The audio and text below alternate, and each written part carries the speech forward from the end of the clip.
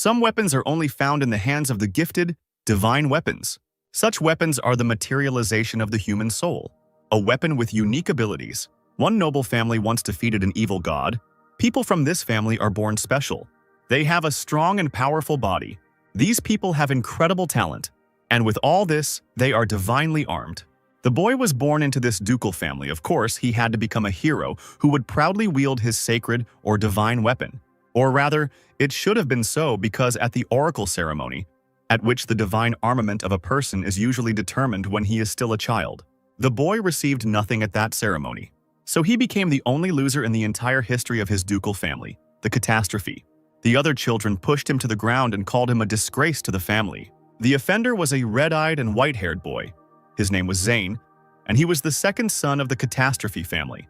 And he was older than Belle, whom he was currently offending, mocking in every possible way. Zane grabbed the blue-haired boy by a strand of hair roughly and harshly, lifting his head off the ground and saying that there was no place for worthless people like him who couldn't summon a divine weapon. The blue-haired child groaned, not giving a clear answer but looking miserable and already beaten up enough. Two girls were watching what was happening. The fair-haired and tall girl in a blue dress was the eldest daughter. Her name was Jessica, and she was smiling, watching the cruel thing that was happening. And the younger daughter, named Seraphima, dressed in pink clothes, clearly did not like this sight and found it terrible, even frightening. "Belle!" Seraphima cried sadly, walking forward towards her blue-haired brother in the hopes of somehow helping him. Jessica tripped her up, not wanting to let her go ahead. The youngest daughter fell face down on the ground. Jessica placed her heel on the girl's head, wondering what she was up to since she had been ordered to just watch. The eldest daughter ordered to watch what was happening to such worthless people as Seraphima and Belle without letting the girl go. The blue-haired boy called out to his younger sister in fear. Zane slammed his fist into Belle's stomach, still holding him by the hair, not giving him a chance to escape. The white-haired boy dropped his brother to the ground and pounced on him with his fists from above, asking if he was sure he could handle this. The fists delivered powerful blows to Belle's face. Seraphima was also not left without her share of insults, as Jessica did not forget to come up with a couple of rude and disgusting nicknames for the girl. Belle and Seraphima were the children of concubines, which is why they were called mongrel, and were also bullied at every opportunity, beaten, mocked, and insulted in a variety of ways. The boy sat on his knees in front of his sister, apologizing and claiming that it was his fault that she suffered because of him. Seraphima asked him not to worry about it and said that she would always be with him. Belle promised his sister that he would become stronger even without the divine weapon. He promised to protect Seraphima at the cost of his life. The sister thanked Belle, throwing herself into his arms. Alas, the boy could not keep his promise because a few days later he was kicked out of the Duke's estate. Belle lifted his head up, exposing his face to the raindrops, cursing in his mind as he ran away from his home, where he was mostly haunted by troubles and suffering. Without him, Seraphima would be left all alone with them. He needed strength. He had to get his sister out of that house. Possession of ordinary weapons will do nothing against the one who has divine weapons in his hands, because they are more powerful, stronger, and give the owner various abilities. So the boy had to do everything to become stronger. He simply had no choice if he wanted to protect his beloved sister, whom he valued more than anything in the world. The heavy bag hit the wooden surface of the merchant's counter. Belle was going to take one of every kind of weapon in this store. His fingers fingered the gold coins that fell out of the bag with a ringing sound. The old man asked in a bewildered tone if the boy was planning to start a war since he was taking so many different weapons. After 2 years, the horse was galloping forward quickly. Belle rode forward on his brown horse. His face was stern. Before him stood a crowd of monstrous goblins, intent on attacking him. The guy, who had already grown up over the past 2 years, laid out in front of him all of his weapons which he had bought a long time ago and mastered. He decided to start this battle. Belle deftly wielded both the sword and the mace at the same time. The man quickly changed weapons one after another, cutting the goblins to pieces. The guy quickly created a pile of green corpses in front of him. Someone's foot stepped forward on the rock. A figure in a white cloak stood on the edge of this high cliff. This figure was watching what was happening below, the guy's battle with a crowd of green monsters. The man wondered if Belle always carried so many weapons. It was an unusual feature. Did the guy have to do this because he didn't have a divine weapon, or was there another reason? The man in the cloak had already forgotten why he had set out on this journey. His task was to find a person who could be trusted with this matter. He needed a person with great heroic potential, and he searched for such a person for quite a long time. Belle put his hands on his hips, looking forward with an exhausted look. A blue magic ball appeared in the hand of the mysterious person, releasing sparks. The man shot lightning in the direction of Bell, who was standing below the cliff. A sparkling white patterned scabbard appeared in front of the guy, driven into the hard stone ground, piercing through it. The boy was caught off guard and stared wide-eyed at the object in front of him. The man in the cloak said that he was giving this definitely valuable thing to the guy. The scabbard continued to sparkle, remaining in the same place. Bell extended his hand forward, suggesting that he had been gifted with a sword, which could prove to be a useful item. His hand grabbed the object, squeezing it tightly as he looked at it. The boy realized with indignation and bewilderment that it was just an empty scabbard when he took it into his hands. This was the Divine Scabbard of Avalon, a one-of-a-kind weapon that could store divine weapons and pass them on to others, which was quite an unusual feature of this scabbard. It is passed down from generation to generation, each time increasing its power and passing it on to the next owners. Now it contains the weapons of 5 great heroes, remembered by humanity for their strength. If one can master each of them, then the most powerful divine armament in the entire world will be in one's hands. And that person had to be Bell, which was an important and significant fact. 3 whole years passed, the red dragon flew with a terrible roar towards the stone tower. He saw his target, 2 people, one of them was Bell, and the other person was his mysterious companion in a white long cloak with a hood, located on the top of the tower. The monster opened its mouth, inside which a bright scorching flame was already visible, beginning to blaze. In fact, Bell said, holding out his hand, palm forward, he didn't care about the attacks of this giant creature, albeit strong. Avalon, the boy shouted, drawing out his divine scabbard, calling it with his shout. The man took a fighting stance. Bell commanded something to appear, summoning his weapon. The scabbard in his hands shone with a bright, blinding light. The guy held out his palm, waiting for his next weapon to appear. The wind shield of Achilles appeared in his hands. This shield covered Bell when the dragon spat fire in his direction, thus protecting him. The boy produced another weapon, a large hammer, and shouted, "Perfect storm." Bell swung his giant and bulky weapon. He flew high into the air, swinging his hammer at the gaping dragon. The boy hit the monster in the giant face with his thunder hammer Mjolnir, Thor's hammer. The dragon was defeated, and the figure in the white cloak said that Bell had finally taken control of Avalon after a long time. The man told the boy to go to his sister because now even an S-rank paladin would not be a hindrance to him, which is what the boy wanted to achieve. Bell looked at his interlocutor in surprise, as he was surprised by such words. But he agreed with the man in the white cloak because he wanted to see his beloved younger sister, for whose protection he had trained for so long, striving to become stronger. It had been 5 years since the boy's exile, but now he had the strength to protect his dear little sister, which definitely made him happy. Bell hoped that Seraphim would wait for him at their family ducal estate, from where he had once been expelled. He rode his horse at full speed, eager to return to his beloved younger sister. The guy noticed smoke and burning houses. Everything was painted in bright red and orange colors. He panicked and wondered what had happened here. Above the smoke, ash, and sparks, flags with a large image of the familiar coat of arms fluttered. This was the coat of arms of the Duchy of Rothwindsor. People were fighting each other, which made Bell think that a civil war had started. The battle did not look like a joke. It was a serious fight. The guy immediately rushed into the building in a panic, looking for his sister Seraphima and hoping that she was okay and healthy. A half-open door appeared in front of him, and he ran towards it, conducting his active search. In the room behind them, the guy discovered the body of a girl lying in a pool of blood. Bell's face showed horror at the realization of this fact. He immediately ran to the bloody body in the pink dress that belonged to Seraphima. The guy shook her, trying to get at least some reaction from his dead sister. But the girl did not answer him. She only remained silent with her eyes closed. Bell's eyes widened, horrified to realize that this wasn't some bad dream or anything and his sister really was dead. He remembered the girl's promise when she claimed that she would always be there for him, although Bell himself was not always there for her. The guy screamed, feeling intense mental pain. He had promised before that he would come back and protect his sister, and for that he was going to gain his current strength. Bell didn't understand why everything was happening like this, and what he should do now that his purpose in life had become so useless. A swift red beam appeared. It was sudden. This beam pierced the body of the guy sitting with a corpse on his knees, not ready to dodge. Bell threw his head back, groaning from the sharp pain that appeared in his chest, pierced by the beam. Someone's footsteps were heard approaching, which meant that their owner was already here. Bell felt the mana of the person who approached. It seemed to him that it was a divine weapon master of the S rank. This master recognized the guy in front of him, which surprised him, and said that he had heard about the exiled Belle.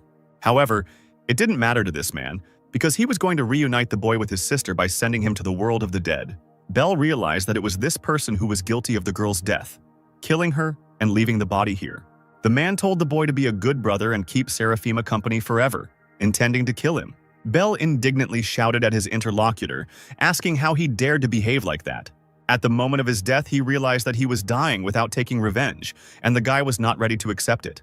Little Belle stood before the oracle in the temple, the multicolored light falling on the two of them from the stained glass windows, which was a familiar sight to him. The boy stared at his hands in surprise, not immediately realizing where he was, but recognizing everything around him. It was the Cathedral of the Holocaust, which made Belle think he had just died, kneeling next to his already dead little sister. The man said that he was beginning the oracle ceremony, which was an important moment in the child's life, because in his past life, it literally predetermined his entire life.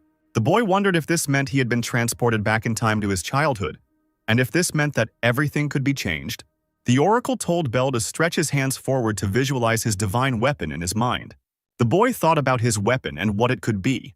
At that point, he had not yet found Avalon, which meant that he could not be here and now. Belle would have to start over again before he was sent away again.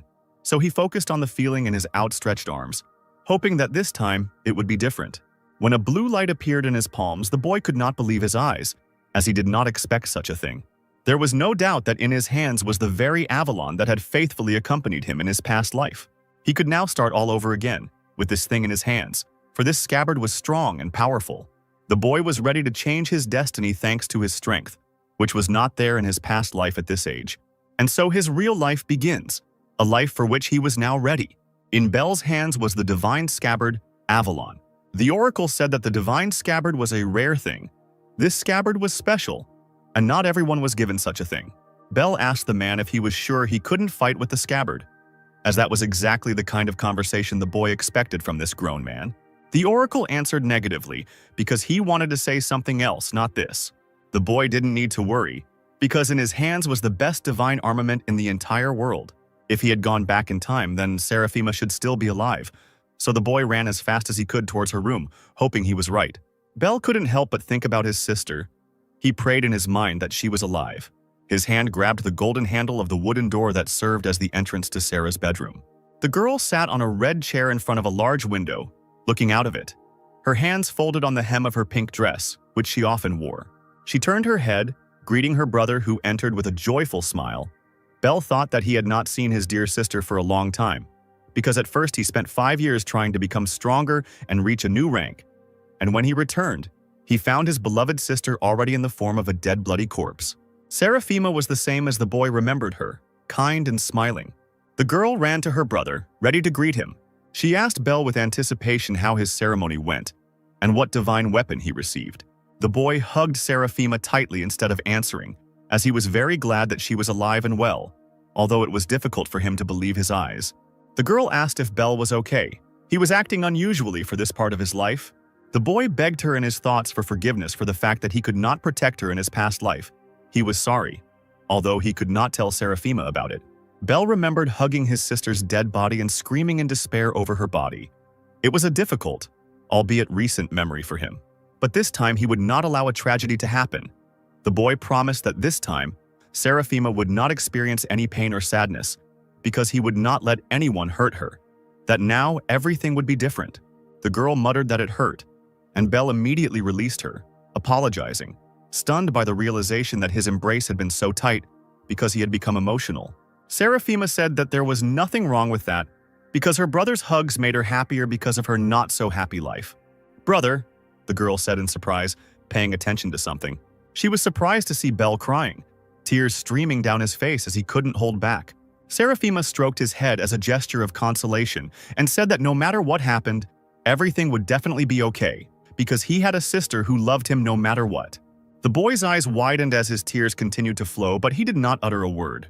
The older brother, a white-haired boy named Zane, burst into the room, opening the front doors wide, declaring that he had noticed that the mongrels were getting along well, and clearly intending to make fun of his younger brother and sister.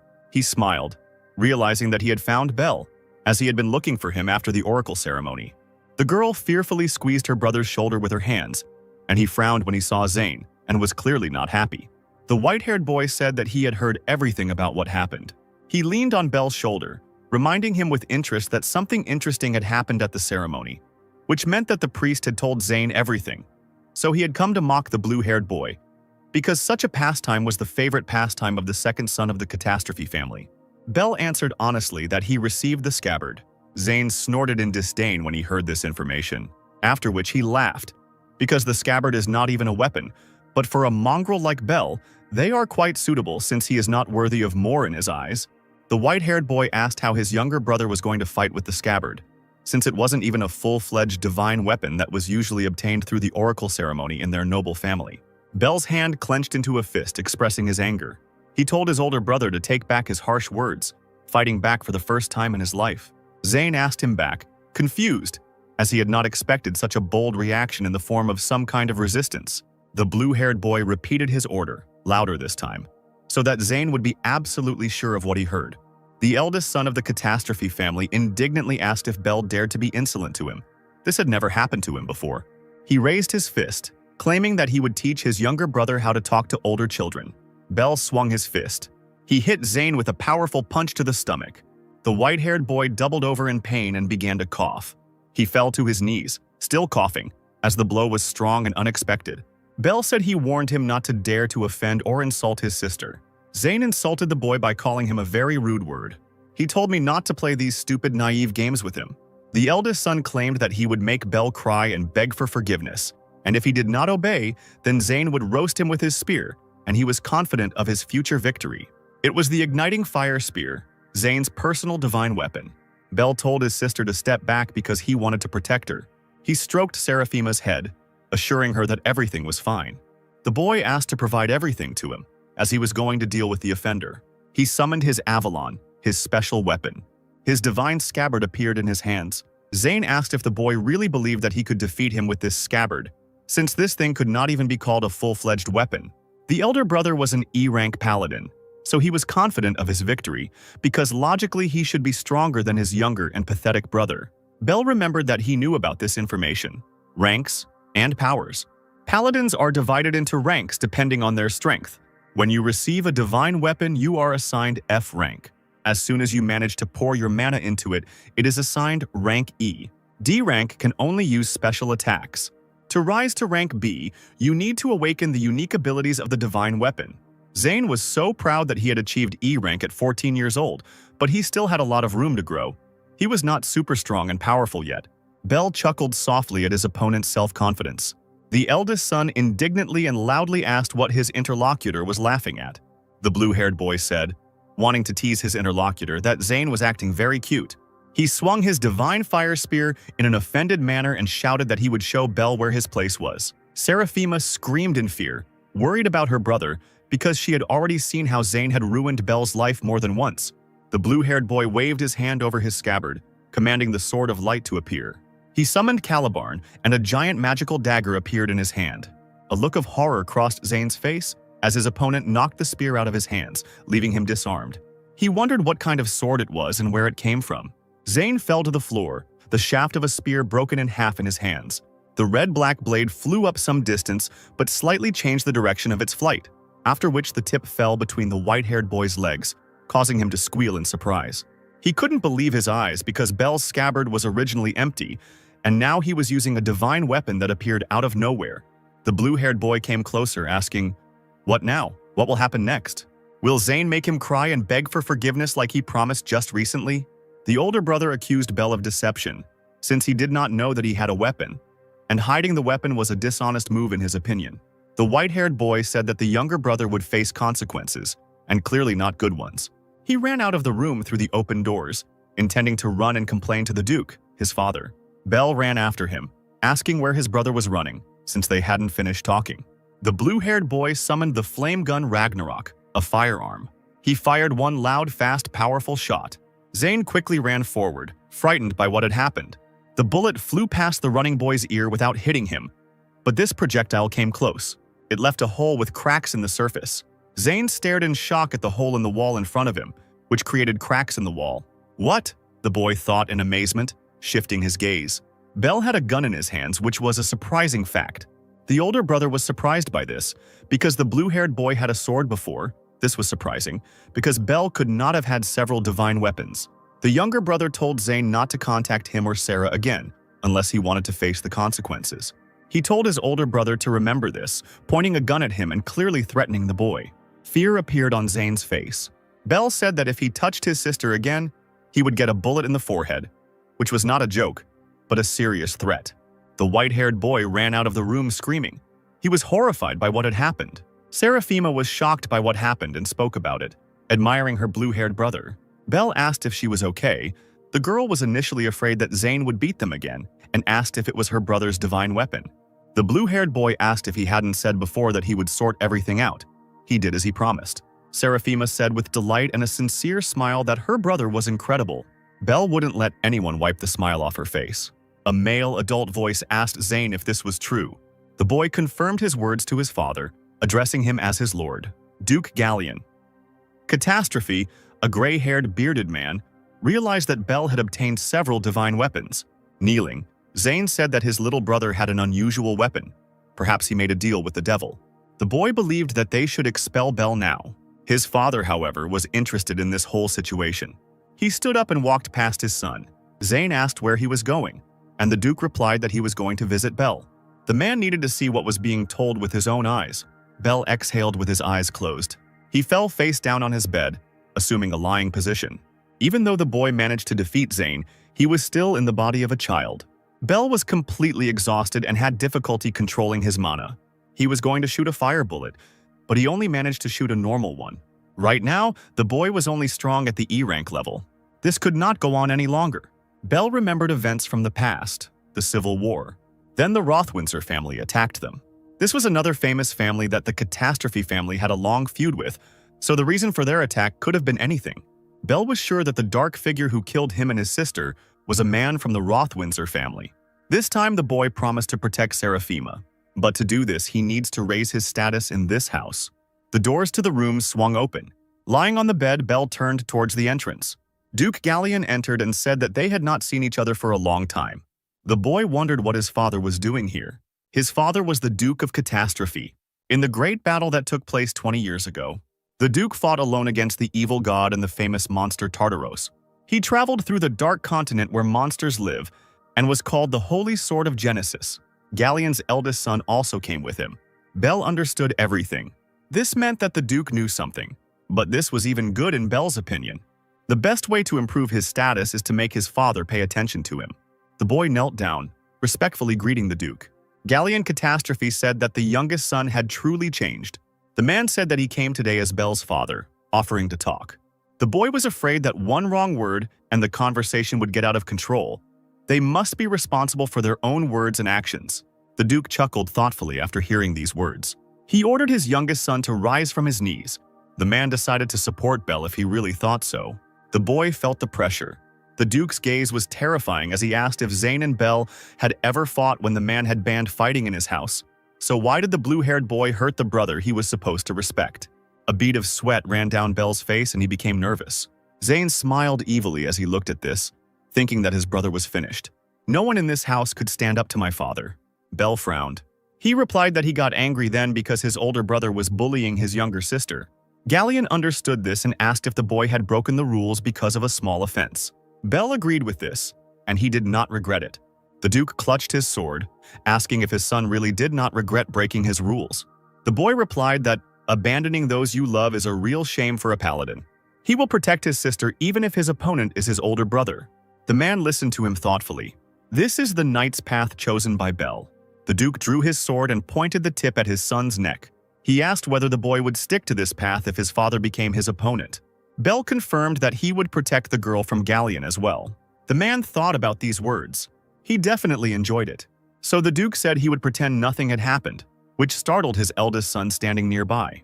Galleon Catastrophe then turned to Zane, asking if it was true that he not only lost the fight with his brother, but also bullied his sister. The white-haired boy panicked when he saw his father's reaction. The man shouted that it was a disgrace and ordered his eldest son not to show his face again. After that, the father turned to Belle. He understood the child, and it was a brave act to express his opinion, understanding what could follow. The boy bowed his head, asking for forgiveness. But Galleon replied that there was no need for an apology, because for the Catastrophe family it was very wonderful. Now the Duke wants his son to show his full strength. The man told the boy to reveal his divine armament. Bell agreed with his father's wishes. He raised his palms, between which a round blue light was already glowing. Doubt appeared on Galleon Catastrophe's face.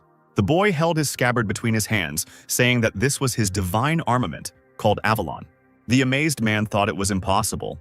He had heard of the legendary divine armament, which contained the spirit of the first paladin, the very same divine armament passed down from generation to generation by the greatest heroes. The Duke said that his eldest son mentioned that Bell used both a sword and a gun, and asked if what he said was true, and the boy agreed with what he said. The youngest son extended the scabbard forward. He said that both of his weapons were inside these scabbards. The boy showed both the gun and the sword. The Duke was surprised by the display of the divine armament. Bell explained that he could use 2 weapons at once, but the scabbard had 3 more types, which amazed his father even more. The Duke was amazed that his son was a future hero. The man said that he was not interested in weaklings. He will expect a lot from his youngest son. So the Duke ordered the boy to work harder and turned around, clearly intending to leave. The dark wooden door into the room slammed loudly. Bell sat down next to the bed, exhaled and put his hand on his forehead. He felt his father pressing on him with his aura.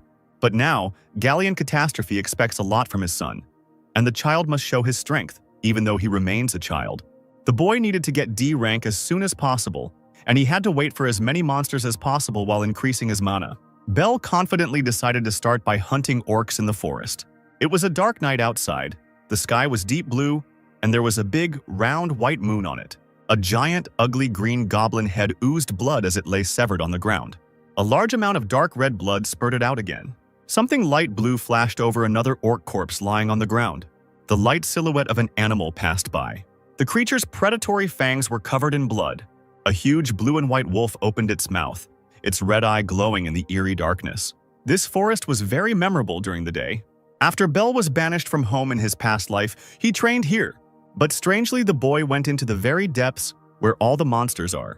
2 red eyes sparkled in the thicket of bushes. Bell didn't even meet an orc once during his entire journey. It was at this moment that he came across scraps and pieces of orc corpses. A look of fear appeared on the blue-haired boy's face. He heard a sound like a scream behind him. Bell turned sharply at the noise. He thrust forward the sword that had appeared in his hands. Something hitting the blade of the weapon caused the child to lose his footing and fall to the ground. Bell wondered what it was. In front of him stood a giant, red-eyed, white and blue wolf. As the boy had expected, it was Fenrir. Now Bell understood the reason why he didn't meet any monsters. He only wanted to hunt orcs, not run into a D-rank monster. The boy had almost no mana. At best, he had the strength of an E rank. Honestly, Bell would just like to run away as quickly as possible, but as soon as he turns away, Fenrir will kill him. The red-eyed beast's pupil narrowed. The boy's eyes widened in fear. This monster was too fast. Fenrir jumped towards Bell, but he jumped back, dodging the dangerous monster. The boy summoned Ragnarok and a gun appeared in his palm. Bell fired quickly without getting up from the ground. The giant wolf touched the ground with its paws and quickly turned around. The boy cursed when he saw this. Bell's bullets were too slow due to lack of mana. He realized that the gun wouldn't work in this situation, so he summoned a blade, which obediently appeared in his hand, causing the firearm to disappear. The boy ran towards the monster, holding his big, long sword in his hands. The beast swung its clawed, hairy paw. Fenrir tried to hit the child, but he managed to bend down and deftly dodge. Bell held his weapon tightly, preparing to attack, while the monster looked at him with a predatory red gaze. The boy swung his blade, but the wolf deftly jumped back, dodging. Bell was puzzled by such a sharp action from his opponent. The beast looked at the boy, standing at a distance and wagging its tail. Bell knew that in his past life, he could have killed this monster with ease. The monster opened its mouth and rushed forward towards the boy. In this guise, Bell realized that he could not cope with the dangerous predatory beast, because he simply could not keep up with it. The boy thrust the blade of his sword forward, trying to repel another attack from the monster. The paw strike left a scratch on Bell's leg, tearing his pant leg. This made the boy gasp in pain. The beast circled around the child, which was bad because he couldn't dodge. The boy screamed loudly and in horror. The monster opened its giant, wide, toothy mouth. Bell was worried. He had just reincarnated and had no intention of dying here. He summoned Achilles, a large light green shield. The boy covered himself with his shield, but did not let go of the blade when the belly of the jumping creature flew over him. Bell turned his blue eyes back. The beast pushed him from behind, causing the boy to cry out in surprise. Bell fell to the ground, dropping his shield and blade from his hands. His weapon fell to the ground, flying some distance away from the child. Bell understood that if things continued like this, he would die. His sword, his shield, and even his blade were useless in a fight with this dangerous D-rank large monster. The boy was also sure that he would not be able to strike with his hammer. He had no choice, and there was only one weapon left. Bell would have to use it. The monster ran towards the child again at full speed. The boy closed his eyes and began to summon his only remaining weapon. The monster swung its paw with bright turquoise claws at the man in front of it. The child opened his light blue eyes, calling out loudly for Aegis. The dangerous beast pounced on the spot in front of him where Bell stood, hoping to catch and kill him. But the boy stood in the same place, safe and sound. Bell had a bulky dark purple glove on his hand with two predatory eyes on it. He really didn't want to use this weapon. But in such a situation, the boy could not act otherwise. The monster's paw touched the ground, stepping forward. The monster growled loudly, becoming faster and rushing forward with a loud roar. Bell considered the situation. Ferner rushed at the man in front of him, opening his mouth, intending to bite the child in half, but he managed to jump back, not allowing himself to be torn apart by fangs. Bell apologized, finding himself on the monster's back. A large hammer already in his hands, but the glove was still there. The wolf would not be able to hit the boy again. Bell swung, raising his elbow high. The child hit Fenrir's face with his hammer as hard as he could. The beast roared from the sharp and sudden pain, and the boy took advantage of the moment and jumped off the monster's back onto the ground. Aegis, the glove of darkness, it increases a person's physical abilities in an instant. But the glove's features were not limited to this. Bell uttered the word destruction, and both the object and the boy's eyes lit up with a bright red color. The enraged wolf ran forward, not intending to give up. Over time, the glove becomes stronger, so the child, confident in his new powers, suggested that the monster say goodbye to life. Bell smiled and told the monster to attack, insulting him. The boy attacked the beast, attacking from all sides, not giving it a chance to defend itself or attack. The child jumped up, swinging his hammer at the four-legged furry enemy. Bell had a cruel but satisfied smile on his face. The monster fell on its side, defeated by the man and no longer a threat. Bell was glad that he managed to quickly deal with the enemy, looking at his hand, which began to change. The Dark Divine weapon has special abilities, but the more time it is used in battle, the deeper it sucks the owner into the abyss of darkness. The boy knelt down in front of the monster's corpse and wondered where Fenrir had come from in the forest, because he was sure that this creature had not been here before. Bell thought it didn't matter. There was no point in worrying about it, and then turned his attention to his sparkling hammer. The boy realized something while looking at this sight. After defeating Fenrir, Bell could use his attributes to hunt strong monsters more effectively than entire hordes of weak opponents. The child was looking forward to the opportunity to try out new abilities. Seraphima sat under a tree on the hill in front of their family's ducal estate, the sun shining brightly on the green vegetation on the ground. But the girl remained in the shade thanks to the thick foliage above her head. Seraphima smiled happily, lifting the just-finished wreath of white flowers from her lap. She giggled, wondering if her beloved brother would like her creation. Someone's hand suddenly snatched the wreath from the girl's palms. Jessica asked rudely what this nonsense flower crown was. She said sarcastically that such a crown might well suit such a pathetic half-breed as Seraphima. The younger girl looked at her older sister in horror. Jessica asked her companion Spencer what he thought about the wreath. The guy with purple hair thrown up and an evil smile said that what his companion said was the pure truth. Jessica threw the wreath to the guy, addressing the guy. The flower wreath was torn into two halves by a blue flash. Spencer held a blue magical whip in his hand. Seraphima gasped in fear. Jessica said she was incredibly bored. So the blonde girl suggested that her younger sister have some fun, and a magical divine pistol appeared in her hand. Jessica said with a smile that it was time for shooting practice. She fired with a loud sound. Seraphima squealed in fear, dodging. She opened her eyes and found that they had been closed by Bell, who suddenly appeared, put forward his divine scabbard, and offered to play together with his older sister since she had played. Seraphima was surprised by the sudden appearance of her beloved brother. The blue-haired boy said that he was just looking for an opportunity to test his divine weapon. Jessica asked what he was trying to do here. She said that no mongrel or half-breed would stand in the way of her fun. Seraphima grabbed her brother's shoulder in fear. The boy apologized to his sister for being very scared by this situation, but everything was fine. Bell narrowed his eyes at his opponents. Spencer insulted the boy and asked how he dared to even look at Mistress Jessica. Belle assumed that this guy was serving the blonde girl. He said that it was too rough a way of speaking for someone dealing with the Duke's son. Spencer chuckled as he said that he was showing his respect to the concubine's son. The blue-haired boy frowned. Jessica said with a sly smile that Belle was too young and asked what happened, then said that he managed to defeat Zane, so the blue-haired boy got carried away. Spencer said that Zane was too careless. The older sister didn't think that he could lose to someone as trashy as Belle. It could have been a fluke. How difficult the task was to lose to some scabbard. Belle asked why the older girl didn't just look after herself, and at the same time think about whether it really was luck or not. The fair-haired girl narrowed her eyes in displeasure. Jessica loudly ordered her servant to sort out the trash, by which she meant her younger brother and sister. Spencer obediently grabbed his glowing magic whip, a smile on his face. The tip of his whip touched the green grass. The vegetation turned into a piece of ice. Belle looked at his opponent carefully. He recognized him. It was Spencer Gray. The guy was a D-rank paladin whose divine weapon was the ice whip, meaning Spencer was much stronger than Zane, who was only an E rank. Belle narrowed his eyes thinking about it. Jessica's companion said he would freeze the boy's legs so he couldn't run away, then freeze his arms and torso so the child couldn't move a single finger. After this, Spencer was going to disfigure his victim's face beyond recognition. Belle mimicked his interlocutor and declared that all he could do was talk nonsense. For the tears shed by Sarah, Spencer and Jessica will have to suffer.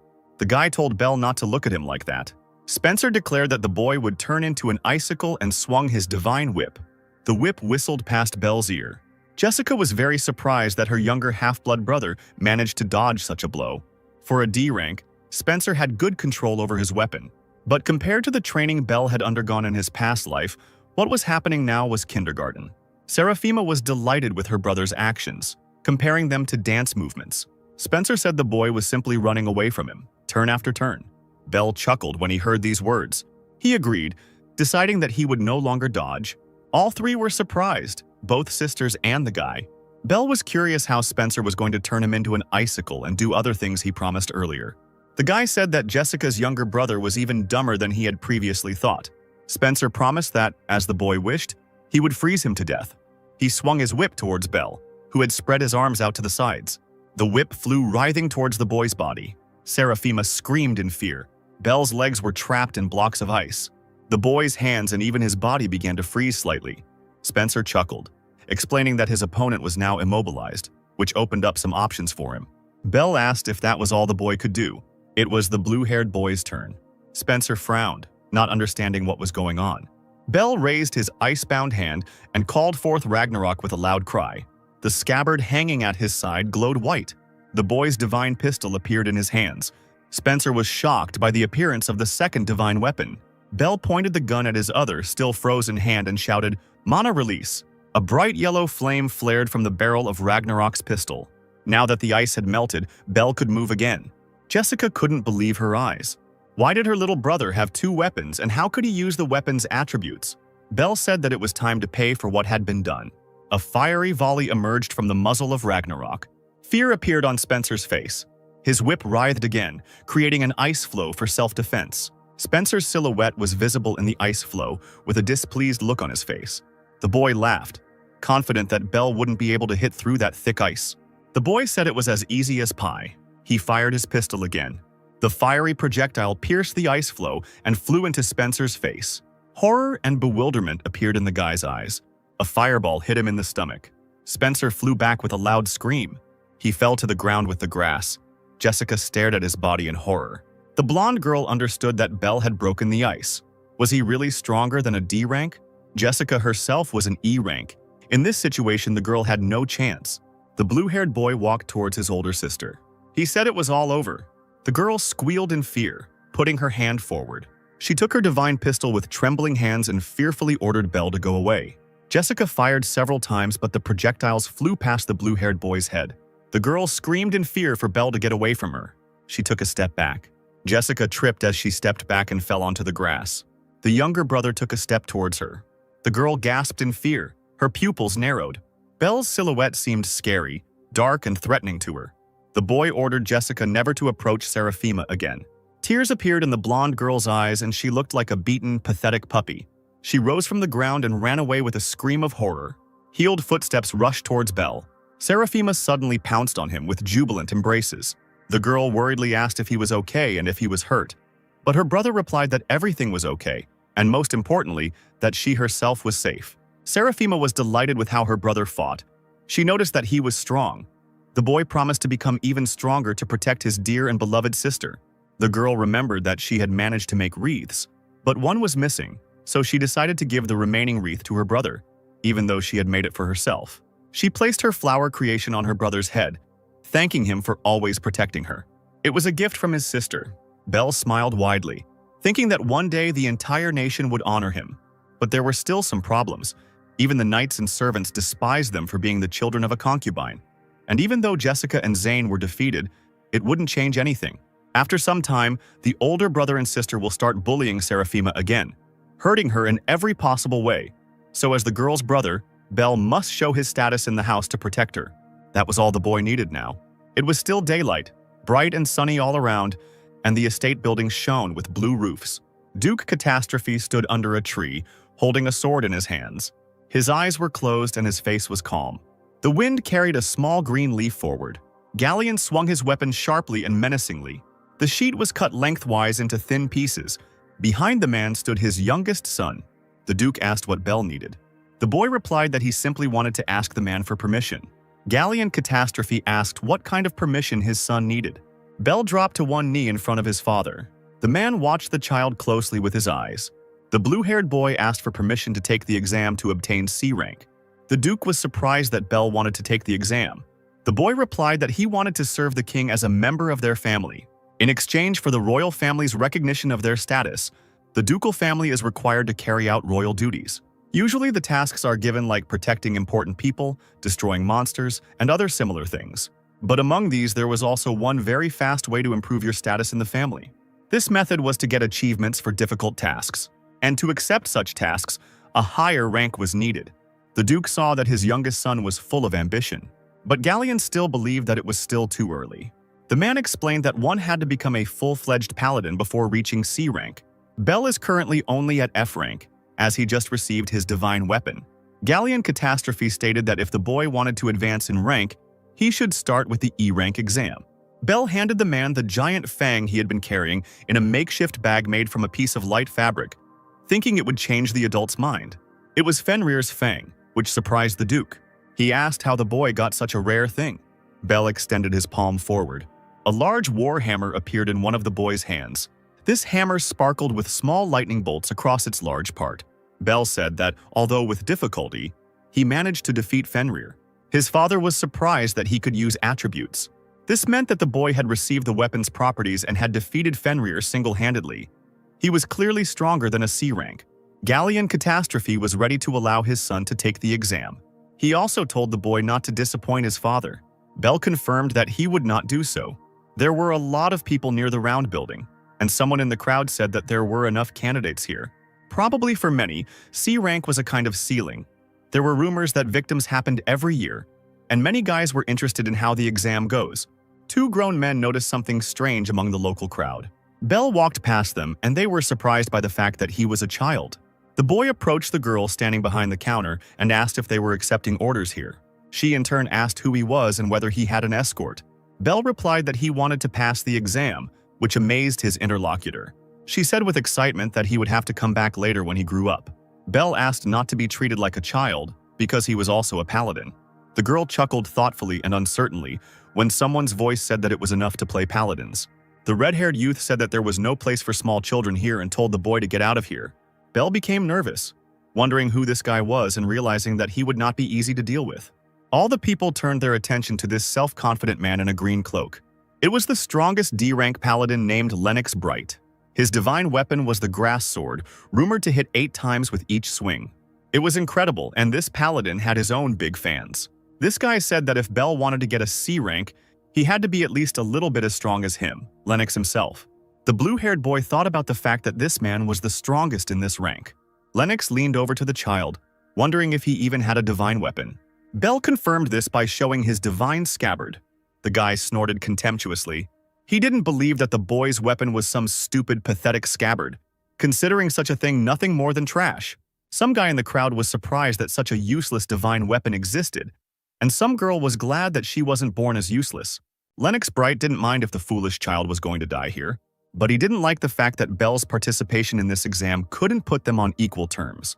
The guy suggested that the boy run to his mother, moving away from him. Belle turned back to the girl behind the counter, asking her to check him in immediately. The girl asked if he was serious. The boy confirmed his words. To participate, you must either be a D-rank paladin or have a letter of recommendation from a B-rank paladin or higher. So Belle handed the girl an envelope, claiming that with this letter he would definitely be able to participate, as the rules said. The interlocutor wondered who could recommend this boy. She was shocked to realize that it was a letter from Duke Galleon Catastrophe. The boy in front of her was the Duke's son, which explained some things, but not all. The whole situation was still unusual. A crowd of people stood on the street. The man on stage was about to explain how the C-rank exam worked. First, the examinees will go to the dungeon using the teleportation stone that has already been brought here to fulfill its task. Then they will need to return the light gemstone on the 5th floor in 5 hours, and no one will give them more time. There are 3 of these blue round stones in total. 3 people who complete the task will receive C rank, and this statement surprised many of the examinees, because the number of those who pass the exam will be too small, which is unthinkable. Bright was confident that he would become one of this trinity, and he hastened to declare it very loudly and as noticeably as possible. People looked at the self-confident guy with doubt. The examinees were asked if they were all ready for the test with the maze and fights with monsters. The exam was declared to have begun. Belle extended his palm forward. The teleportation stone illuminated everything with a bright, blinding blue light. The boy felt his own fall, and this sensation surprised him. He fell to his knees on the hard surface and quickly began to look around, assessing the place he had ended up in, which turned out to be a stone room resembling a cave. Belle assumed that they were all sent to different places on this floor. Now he had to think about where to go and which path to take in order to pass his exam and raise his status. The dungeon is huge, but 5 hours is enough to clear it. The boy had a chance. The main thing was not to waste time, because time is a very valuable thing. There are many monsters in the dungeon. The paladin's mana becomes stronger depending on the number of monsters killed, which was a good feature of the Mafia. Belle's trusty blade appeared in his hand. He was going to kill all the monsters here and get as much mana as possible. 3 warriors being tested fought a crowd of opponents. These opponents were humanoid lizards in armor, with blades and shields in their hands. One of them defeated the man, and 2 warriors remained, a guy and a girl. These lizards grinned angrily at the people and were clearly not in a friendly mood. The people being examined were horrified as they looked at their enemies and did not know what to do about it. Lennox cut one of the monsters into pieces, saying they were pathetic. The guy smiled self-confidently, because he was self-confident. One of the 3 people called Bright a good guy and called him Renox. And the girl in their team said that she was even ready to fall in love with such a cool paladin. Lennox continued to chop the monsters into pieces with his grass blade. He said it was obvious because he wasn't like the couple of guys he saved. He clearly thought he was special and cool. The girl and the boy agreed with him, claiming that unfortunately this was the case. But thanks to Lennox, they were able to move forward and survive. The young man grinned and told them to look at him with envy in that case, since they were so incapable and weak. He believed that weaklings had better act like weaklings like these guys were supposed to. The trio of people reached a large, long, bright door. This was the last room, so anything could await them.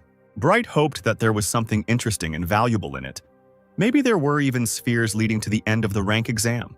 The room behind the door contained many different D-rank monsters, but despite their diversity, they were all equally hostile. In the back of the room there was an altar, in which one could certainly find something valuable for passing the exam. The stone foot of one of the monsters hit the stone floor with a loud thud. This monster was heading purposefully towards the trio of warriors. Bright was about to blow all his enemies to smithereens in a matter of seconds again. He swung his grass blade, a worthy and powerful weapon.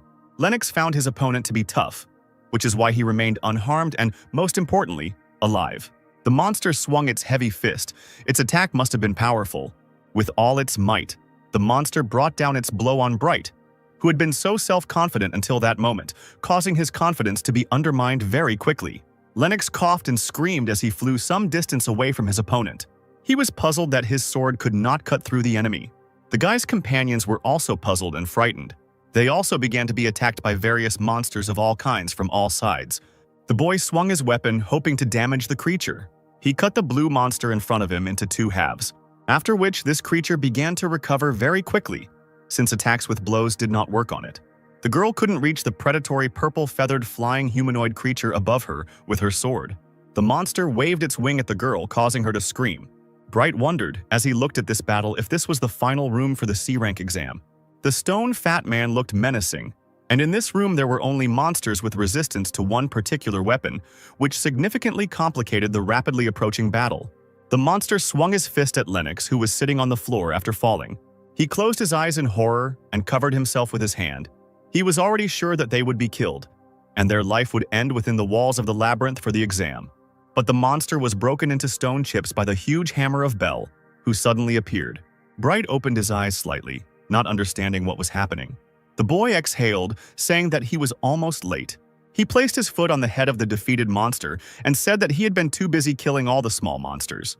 The red-haired boy shouted, "Be careful!" A blue, red-eyed monster, resembling a jelly creature, rushed forward, opening its toothy mouth. A light blue light began to shine in Bell's hand. A large, beautiful blade appeared in the same hand. Lennox was shocked that this child's weapon was able to change.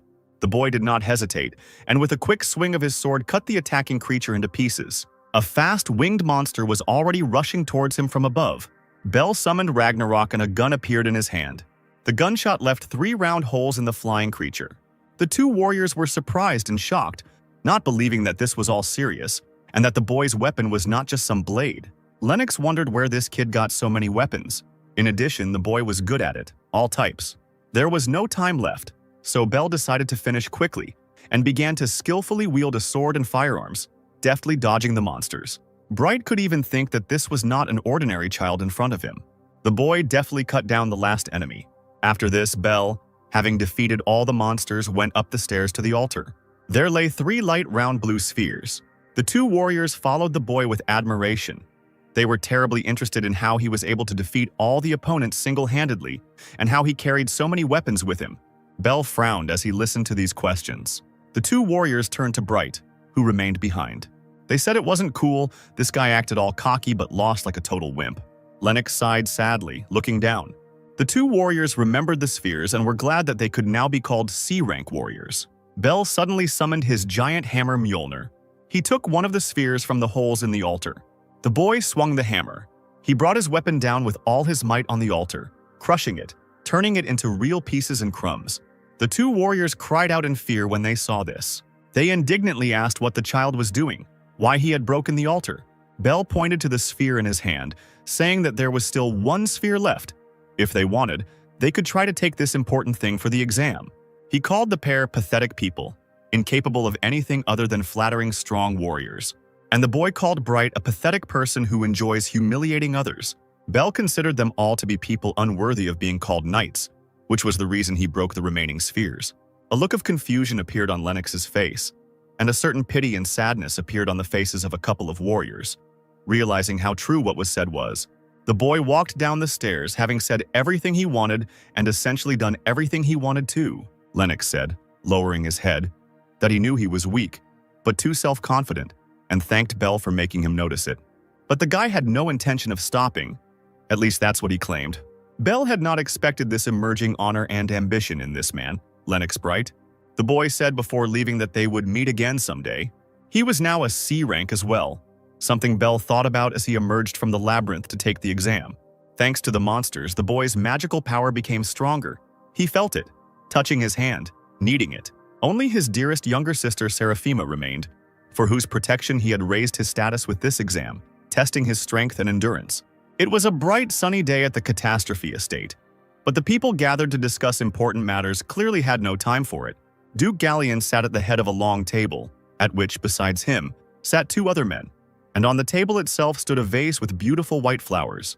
One of the people at the table asked if this meant that the knightly organization Karma was plotting a royal coup, to which he received a positive answer confirming these words. They approached this kingdom with 3 knights of the rank at their head, and the destruction of this organization became the mission of the Catastrophe Duke family. The bearded man said that it looked like they had already defeated Count Slave's platoon, and the second man, with sideburns, asked him about it again, repeating his question. Rumors said that they strengthened their weapons with the Forbidden Book of Pentagrams. This thing was magical and unusual. That is why the B-rank knights were gathered here for such an important meeting. The Duke believed that they needed to keep an eye on Karma, and then they would defeat this knightly organization. One of his interlocutors asked where the absent Lord Jin the eldest son of the Duke of Catastrophe's family was, so he was an important person for the gathering here. Someone's voice said that he understood what his father was talking about and threw a purple magic book on the table. The gazes of the three people present were fixed on the person who entered the room, a tall young man. A long-haired, dark-haired, pale youth claimed that he had recently destroyed this organization single-handedly. This guy called himself the next Count, which made some sense since he was the eldest son of the Catastrophe family.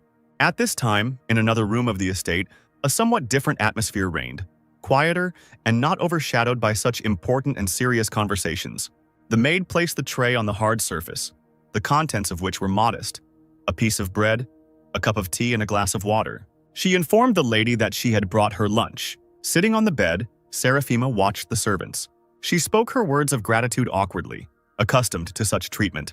The maid did not deign to answer the girl and took her food tray cart out of the room, leaving the child alone with the food she had brought. The girl's face immediately became saddened by the way she was being treated. She looked at the food brought to her, which was too simple and meager. Seraphima sat with her hands folded on the hem of her cute pink dress, lost in her dark, not cheerful thoughts. The doors opened and Belle entered the room and said that he was back, holding a box in his hands. A kind smile was visible on the blue-haired boy's face. Sarah's face immediately lit up with a happy smile. She ran to meet her brother, asking where he had been and saying that she had been worried, but Belle apologized. He had business at the time, and in return he brought a gift. A whole roast chicken, a delicious baked pie, and 4 red ripe apples appeared on the table. The girl clapped her hands, delighted at the apple pie that was brought. She thanked her brother and, smiling sincerely, suggested that they eat it all together. Belle found the sight cute, but he had no time to be moved. His sister was brought a simple dinner as usual, probably because the old servants did not like the mistress's children. Seraphima happily chewed a piece of apple pie, while her brother thought that he needed to start working quickly to improve her life. Several dark silhouettes in the doorway were busy discussing something important. Galleon Catastrophe asked if the dark-haired boy really had defeated Karma on his own. That long-haired guy was the eldest son of the Catastrophe Duke family named Jin, and behind him stood his blonde servant Laser. And today, the eldest son had achieved rank A. The two men said that this was what was expected of Lord Garion's eldest son, as if they lived in different worlds. Jin Catastrophe sat down on one of the empty chairs at the long table for meetings and important discussions. He asked his father, who was sitting at the head of the table, if this meant that today's topic of official conversation was closed and that they had nothing more to talk about. The Duke replied that this was not all, because there was another rather important mission from the king. The mission was to protect Queen Reich Stagverine. Soon the young Lady Reich must go on a journey to Ace. The job of the Catastrophe family is to provide her with knights and make her a safe journey. The bearded man asked with displeasure whether the queen didn't have enough palace knights for this journey, of which there should be plenty in the palace. Laser, Jin's personal servant, clarified that if it weren't for Karma, the girl wouldn't have needed protection at all. The bearded man offered himself and his companion for this mission. He thought that the safest route would be through Mount Ricotta. Someone's not very loud footsteps were heard, clearly approaching the negotiation room. It was Belle who had arrived, loudly asking the adults who were busy talking to wait, because he wanted to draw their attention to his words and knowledge. Every man in the room stared at the boy standing in front of the narrow side of the long table, caught off guard by his sudden arrival, which should not have happened. The man with the sideburns asked Mr. Bell, turning to him politely, "What happened?" Galleon Catastrophe smiled slightly as he saw his youngest son. The man said, concluding that it seemed like the difficult exam to get the next rank had already ended.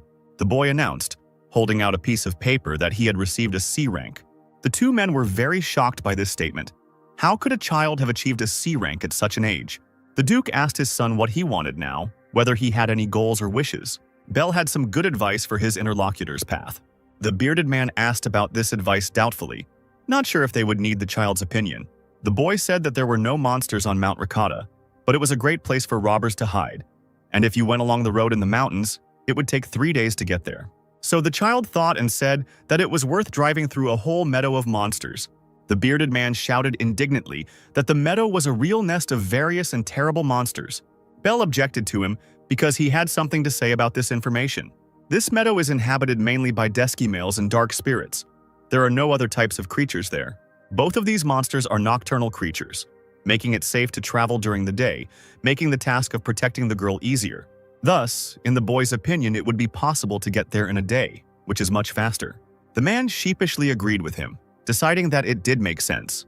The Duke realized that his son knew the situation and could speak to the point. Belle was asked a question, well, what does he mean by this? The boy asked that this important mission given by the king be entrusted to him. He is ready to deliver the princess by a quick and safe route. His father chuckled thoughtfully as he listened to this and thought about it. Jin, who had remained silent until this point, suddenly spoke up, wanting to speak out. Belle felt something bad, gloomy, and dark. Jin believed that a mongrel like the boy in front of him should not interfere in these matters, since he was not worthy of participating in such important things. The white flowers standing in a vase on the table instantly wilted due to the atmosphere in the room, becoming tense and deteriorating in a matter of seconds. The two men remained silent and watched the proceedings nervously, as they knew the nasty and gloomy character of the eldest son of the catastrophe family. This is greatness. Belle hasn't seen this guy for a long time, but still, the older brother is different from everyone else. The boy's hand trembled and clenched into a fist. The child raised his palm up, pointed it at his brother, and said that he didn't come here to make jokes. Belle's trusty divine scabbard appeared in his hands. The boy claimed that it didn't matter who stood against him in battle. He would still protect the queen. Jin asked with an unkind smile whether Belle would also protect the queen if his older brother became the enemy. The boy said that he still hadn't changed his mind, holding his hand with his scabbard out in front of him. Laser warned him to be careful. After all, Jin took this as an insult towards himself. Belle recalled what he knew about his older brother's servant. The blonde boy was a B-rank holy knight, if of course Belle's memory didn't fail him. Jin smiled unkindly and widely when he heard his younger brother's answer. This intrigued him, so he asked Laser to check on the blue-haired boy, but without specifying what exactly he meant. A yellow-green handle appeared in the blonde-haired guy's hand. Two tonfas appeared in the servant's hands, which he extended crosswise. He did not understand how the boy dared to contradict him and was going to show the child his proper place. Laser took a step forward. A blue flash appeared, but Belle himself did not move from his place, continuing to stand, stretching out his hand with the divine scabbard. Laser swung his tonfa, his eyes flashing red. Belle became nervous as he was not prepared for such a quick and sharp attack. He put his sheath forward, blocking the blow and thus preventing the blonde boy from striking himself. But it was hard. Jin's servant was surprised to realize that Belle could resist his attacks. Jin himself was smiling at this moment, watching the spectacle unfolding in the room. Belle blocked the way for Laser to strike with his sword. The guy almost hit him. As he turned out to be stronger than the blue-haired boy thought, he thought that he could not win yet. A loud order was given to stop fighting in the conference room. Belle's gaze turned tensely to the source of the order. The loud voice that interrupted the fight belonged to the Duke, who had thought over everything that had been said in the room and had decided to entrust this mission to his youngest son, who had already managed to prove himself sufficiently. Laser was taken aback and asked if Galleon was sure of the catastrophe, saying such a thing and making such a decision. The boy's father believed that this mission was suitable for him, since his karma had already been destroyed anyway. Belle thanked the Duke with a satisfied smile and promised to do everything in his power. Jin's face darkened as he glanced sideways at his father. But it didn't last long, because just a moment later his face was distorted by a creepy and unkind smile that was quite common for him. The tall, light stone building rose upward with its bluish roofs. It was the Stagwarren Palace, and Belle thought that he had not been able to get here in his past life. He walked confidently forward to the gates of the palace, in front of which stood two armed and equipped knights, acting as guards. They told the boy to stop and told him that he was not allowed to go inside. Belle showed a piece of paper with a document and said that he came on a mission, and his name was Belle Catastrophe. The guards were surprised when they heard this information. Could it be that this child was the C-rank Holy Knight? Despite the fact that this situation was unusual, a couple of people opened the gates for the boy, letting him into the palace. These knights were still pondering the fact, looking at his back, that this child would serve as the princess's guard on this mission. Belle's gaze was expressionless as he walked forward. In front of the door of the blue carriage stood a tall, white-haired girl in a dark outfit, and on either side of her, two people knelt down. She said that she had quite nice security this time, referring to Belle who had come up. The girl put her hands on her hips and apologized, saying in a self-confident tone that she would not need the boy's help. The palace was illuminated by bright daylight. A young man with long blonde hair tied into a ponytail was kneeling in front of the throne when the person on the throne asked if Reich had already set out. The guy confirmed this and raised his head, revealing that half of his face was hidden behind a red mask. He informed the man on the throne that the girl would be guarded by several palace knights and a boy from the ducal family named Belle Catastrophe. The guy sitting there knew that Bell was the youngest son of the Catastrophe family, and that he was still very young. If this kid is so good, then the blonde guy should be more careful and attentive. The man on the throne allowed his subordinate to use something mysterious. The fair-haired boy obediently agreed with him. He said that killing was his profession and held out his hand with blades between his fingers, which were his weapons. The blue carriage moved forward, drawn by 2 bay horses and driven by a coachman sitting in front. Belle sat next to the girl inside the carriage, opposite the guards who accompanied the queen on the journey. The guards called to the ceremony of the first Queen Reich in another country. It sounded simple, but at the same time, it was an important mission. The boy could not fail this mission for the sake of his beloved and dear sister, but he didn't feel like he was needed in this mission. Belle asked for forgiveness and asked the queen what she meant when she said that she didn't need him. The carriage wheels turned, moving it forward. Reich replied with an indifferent look that she simply didn't want to get attached to anyone. The girl had a weapon and claimed that she was not so weak that she could not defend herself. Belle sheepishly agreed, noticing that the queen was more arrogant than he expected of her. The girl silently looked out the carriage window, not seeming interested in these conversations. She saw a marketplace there, where people were bargaining, crowding, and watching various craftsmen and actors doing their jobs and creating shows. A strand of hair on the girl's head rose up, falling out of her previously sleek hairstyle. A genuine, curious smile appeared on Rika's face as she leaned against the window, looking at everything with pleasure. Belle couldn't help but smile when he saw it either. The girl immediately turned to him and in a displeased, rude tone asked what was wrong since he started smiling. The boy politely asked for forgiveness because he simply remembered his younger sister. Belle said his sister would have reacted the same way, which surprised the queen. The girl asked if the boy often played with his sister, and he honestly answered that he often walked with Sarah. Sister Bella is still little, so for now he sometimes plays house and similar games with her. Reich thoughtfully said that for her it was the other way around. She had many brothers in the palace, but she could only trust herself. As the girl turned away, looking out the carriage window with a bored expression, Belle wondered if her last words meant that she and her brothers were all fighting for the title. The boy said that he had the same situation. Belle and Sarah, the children of their stepmother, are bullied by their older siblings, and since their mother is dead, the only ones who can protect themselves are the children themselves. The girl listened to this story thoughtfully. The boy said that unfortunately he understood how Reich felt lonely, so if she needed something, she should not be shy about asking for it. The girl wasn't going to rely on anyone, especially this child.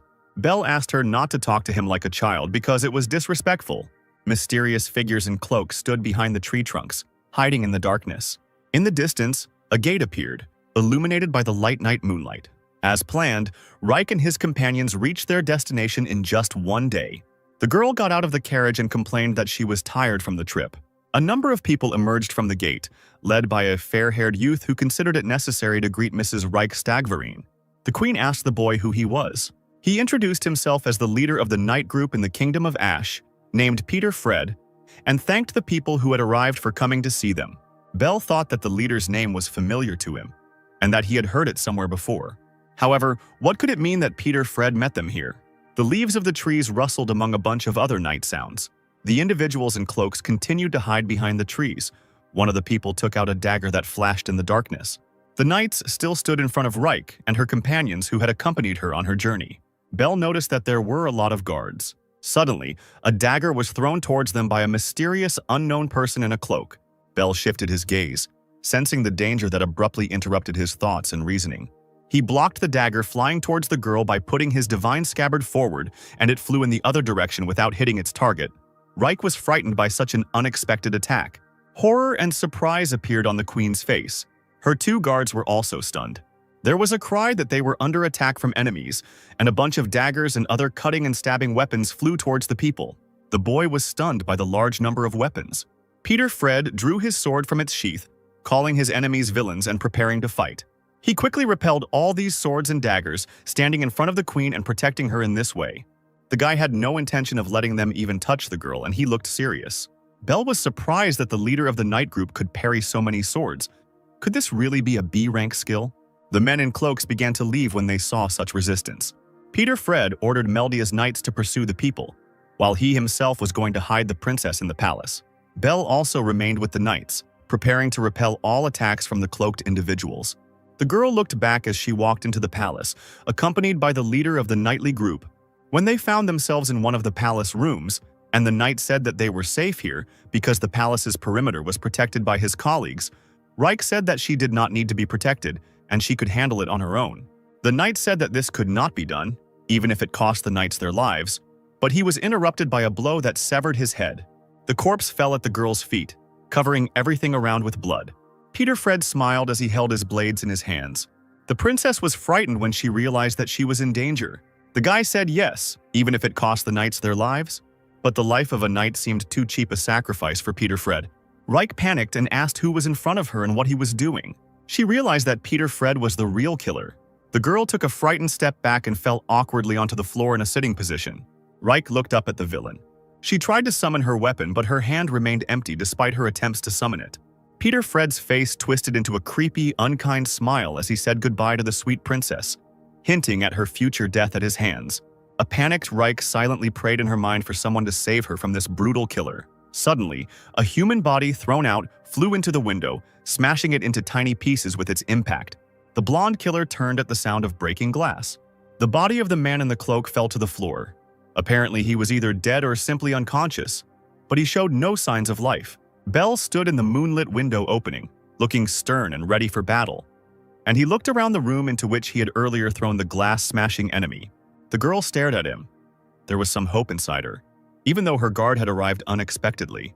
The boy informed Mrs. Reich of his arrival with a smile.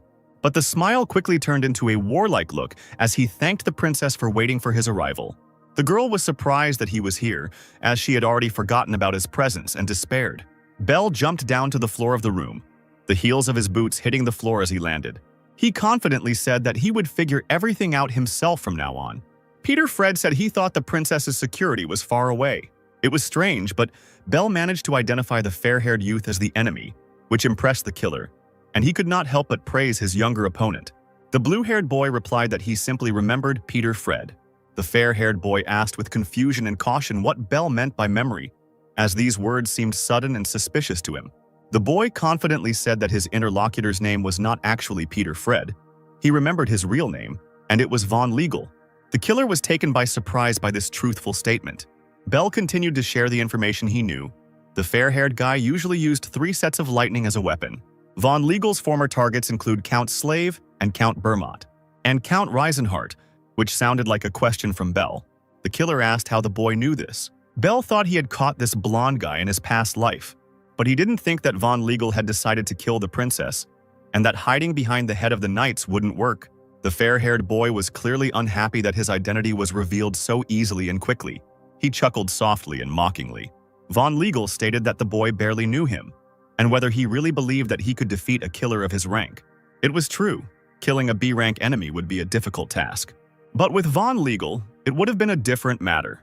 The killer became angry at this statement and released the blades from between his fingers, asking who Bell thought he was. The first attack, according to the boy, was knife-throwing. Von Legal threw 6 sharp daggers forward, spreading his arms out to the side after throwing. Bell managed to deftly dodge all the throws, and thus did not suffer from this attack of the enemy. The killer ran closer at this time, after which the guy delivered a slanting blow, but even so he was unable to cause damage to his young opponent. Von Legal was surprised and even stunned that he could not harm the blue-haired boy. He tried to attack Bell from behind, going behind him. But the blue-haired boy was prepared for this, because he recognized the attacks of the killer from his past life. A summoned sword appeared in his hand, with which he struck the enemy who had crept up from behind, claiming that he knew all the attacks, and even Von Legal's movements in advance. The fair-haired guy didn't understand how Bell managed to fight off his attacks and hit back. The boy claimed that he could kill the killer whenever he wanted, and suggested that he surrender if he still wanted to live. Von Legal sighed when he heard this proposal from his opponent. He shouted out in displeasure and even fury that he would destroy Bell.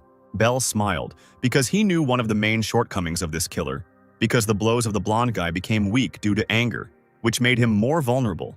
The boy deftly dodged the enraged Von Legal's subsequent series of attacks.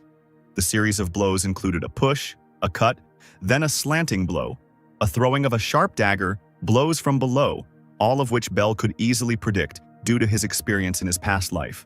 Reich, who had been standing on the sidelines all this time and watching the battle unfold, was delighted that the boy, so small, was already dealing with the killer. Bell blocked the blonde boy's dagger strike with his large broadsword. The girl remembered with regret how she had complained about the presence of such a guard at the mission. The ring with the blue stone on her hand suddenly sparkled brightly. The two fighters wondered if this was the end. Bell swung his sword at the blonde boy. A bloody mark from this powerful blow appeared on the killer's chest, and he moved away from the boy on his knees. Bell knew all his moves. Von Legal couldn't hit the boy with his blows in the fight.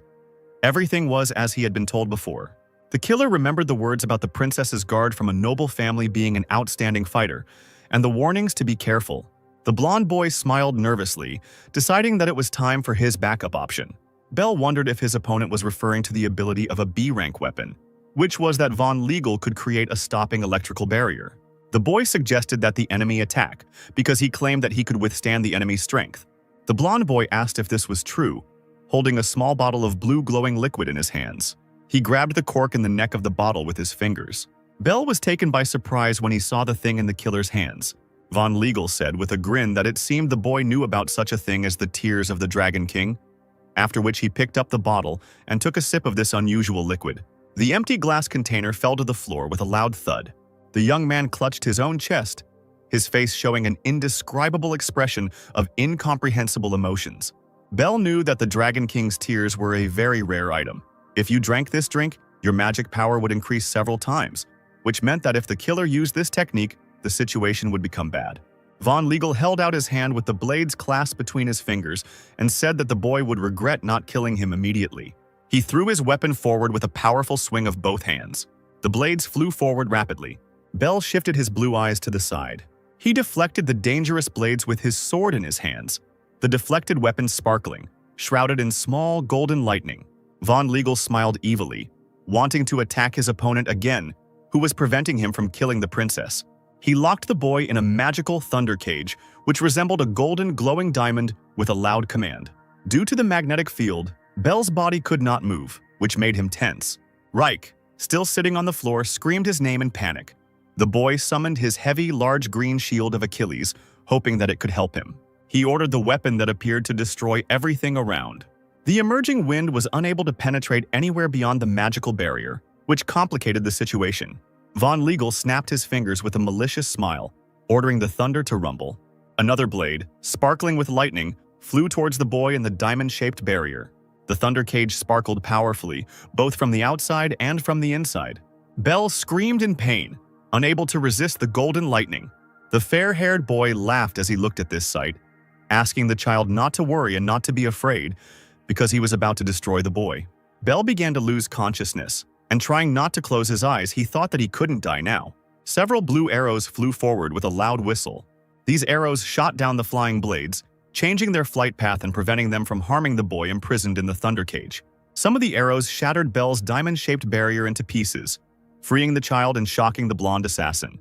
Von Legal cried out in shock, turning to look at the one who had fired the arrows. The princess stood in a fighting stance. In his hands was a bow for shooting, from which she released arrows that pierced the diamond-shaped golden barrier. Reich said that the knight had sacrificed his life, and in that case, she had nothing to fear. The blonde boy cursed at the girl, surprised that she was able to use her weapon and attack suddenly. He took out his blades and ran towards the princess, intending to attack her. A look of fear appeared on Rick's face. Bell thanked the lady for her help, already standing on the floor. Von Legal turned around in panic as he heard the voice of the freed boy. Bell swung his sword towards the blonde assassin, attacking him in this manner. Blood began to flow from Von Legal's mouth as the boy managed to hit his body with this blow and harm him. Drops of blood splashed onto Bell's impassive face. The blonde boy's body fell onto the wooden floor with a loud thud, the pool of blood growing under the corpse. The boy asked Reich with a smile if she was okay. The princess's face looked sad as she looked away. Reich stood up from the floor where she had fallen earlier. The girl touched Bell's cheek with regret, calling him a fool, because he himself was covered in a bunch of wounds. The princess asked the boy for forgiveness for dragging him into a dispute over the inheritance. Bell said that there was nothing terrible in this situation, and at the same time noted out loud that the girl really was as strong as she claimed. Reich said that she was not strong enough compared to the boy. The girl thanked Bell and promised that when her savior was in danger, she would definitely come and help him. The boy knelt down and formally thanked Mrs. Reich with a smile. The girl smiled kindly, looking at her guard in front of her. The princess took the ring off her finger, deciding to give it to her savior, also as a reward. She knelt down in front of Bell and placed the ring in his palm. telling him that she was giving it to him as a token of her respect. The boy stared at the ring in surprise as he recognized this unusual object. A white ring with golden patterns on its surface and a blue stone sparkled as it lay on his palm. The roofs of the ducal estate were illuminated by the bright afternoon sun. Galleon Catastrophe looked at his son, who knelt before his desk, and remarked out loud that his child had returned. The man heard all about the mission. Bell managed to successfully protect the queen. The boy confirmed this, looking up at his father and saying that he had indeed accomplished this important mission. Galleon Catastrophe suddenly noticed something with surprise. The Duke asked if the ring on the boy's hand was the Ring of Solomon. The child replied that he received the item as a token of gratitude from the queen. It was the Ring of Solomon, one of the treasures passed down from generation to generation by kings. Rumors said that it had special magical powers. The queen gave the boy such a valuable thing, which meant that he was not so simple. A smile appeared on the man's face as he thought about this. Galleon told his son that he would soon have to enroll in Athens. Belle was very upset when she heard these words. The Athena Holy Knights School is an institution attended by holy knights of recognized family lineage. In the Holocaust family, children are taught by ordinary home tutors. But the candidate for the title of head of the family must go to school and socialize. So Belle's path turned out to be the path to the title of head of the family, the Duke himself. The boy obediently agreed with his father, and Galleon Catastrophe himself said that when the time came to go to school, he would inform the child about it. But for now, let him rest. Belle turned to the Duke, his master. The man asked what he needed. The boy stood up from the carpet and straightened up, looking at his interlocutor. Belle had one more request for her father. The dark wooden doors creaked, revealing a bright passage into a new and illuminated room. Sarah ran around the warm, spacious, pink-decorated room with her arms outstretched and excited, while her brother watched with satisfaction. The girl, not believing her eyes, asked if this classroom really belonged to her now. She jumped face down onto the soft, fluffy, pale yellow bed. Belle answered his younger sister's question in the affirmative, saying that their father had given him permission. And since the Duke had settled them in the main mansion, they were no longer cramped. The girl thanked the boy, lying with a smile on the comfortable, soft bed. Suddenly, Sarah noticed her beloved brother's hand. There was a scratch on the back of Belle's hand, and his sister asked him what was wrong with his hand, if he was okay. The boy sheepishly replied that he had managed to get hurt on a mission when the girl grabbed his hand and began to examine it carefully. Sarah wished for pain in cats and dogs, and so that Belle's arm doesn't hurt. The boy thanked his sister politely and with a smile, claiming that now he really didn't feel any pain. Belle stroked the girl's head, noticing that she was being treated better in their family, which was partly what he had been trying to achieve. Now the boy had to think about what to do next. After all, in 5 years, another count will start a war against the ducal family of Catastrophe, and Sarah may again find herself in danger. In order to save his sister, there is still a lot to learn, which is what Belle will have to do. To do this, the boy needs to become the next head of their family. Laser opened the doors to his master's room, who was painting something on his easel with an enthusiastic look. The room of the eldest son of the Catastrophe family was dark and decorated in purple colors. The blonde servant knelt down, bowing to Jin Catastrophe.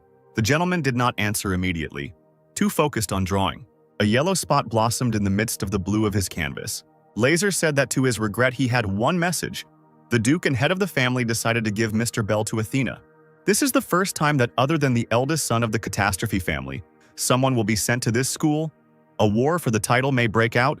Before that can start, the servant had a certain proposal. The dark-haired boy told Laser to shut up and leave him alone. His hand laid the palette and brush aside. Jin Catastrophe believed that his younger brother did not pose a significant threat to him at the moment. Also, the fact that Belle was getting better was beneficial for the guy. The paint ran down the canvas. Jin touched the canvas with his fingers, the liquid purple paint. Laser watched his master's actions with surprise and bewilderment. The dark-haired boy slapped his paint-stained palm across his face.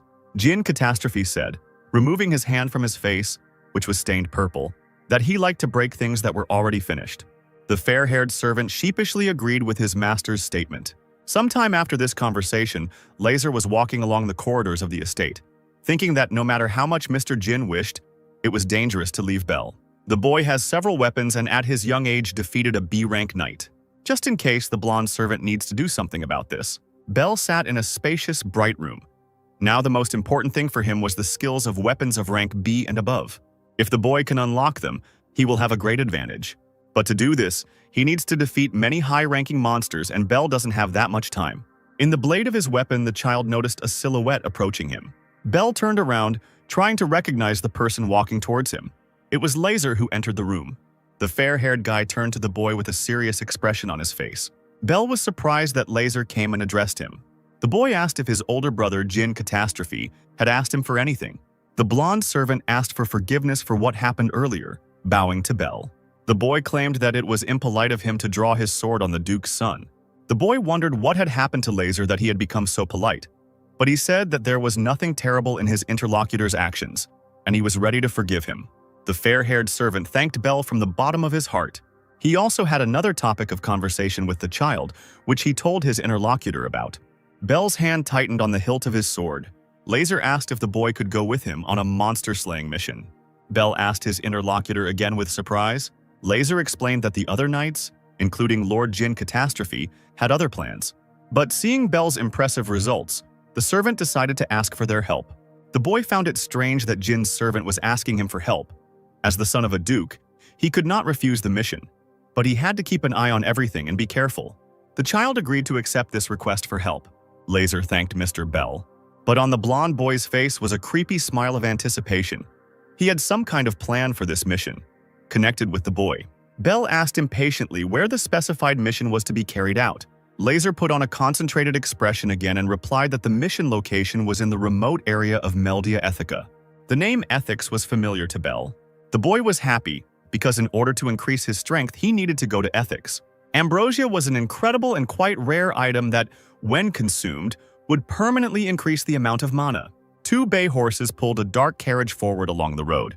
Bell sat next to his older brother's servant, thinking that if he could get a few, he could reach B rank without having to hunt a ton of monsters. However, there is only one incredibly rare chance to get such a valuable item as Ambrosia. This chance and method was to conquer the hidden dungeon. Bell thought about one such hidden dungeon as he looked out the window of the carriage he was inside. One such hidden dungeon appeared not far from this city, Ethica.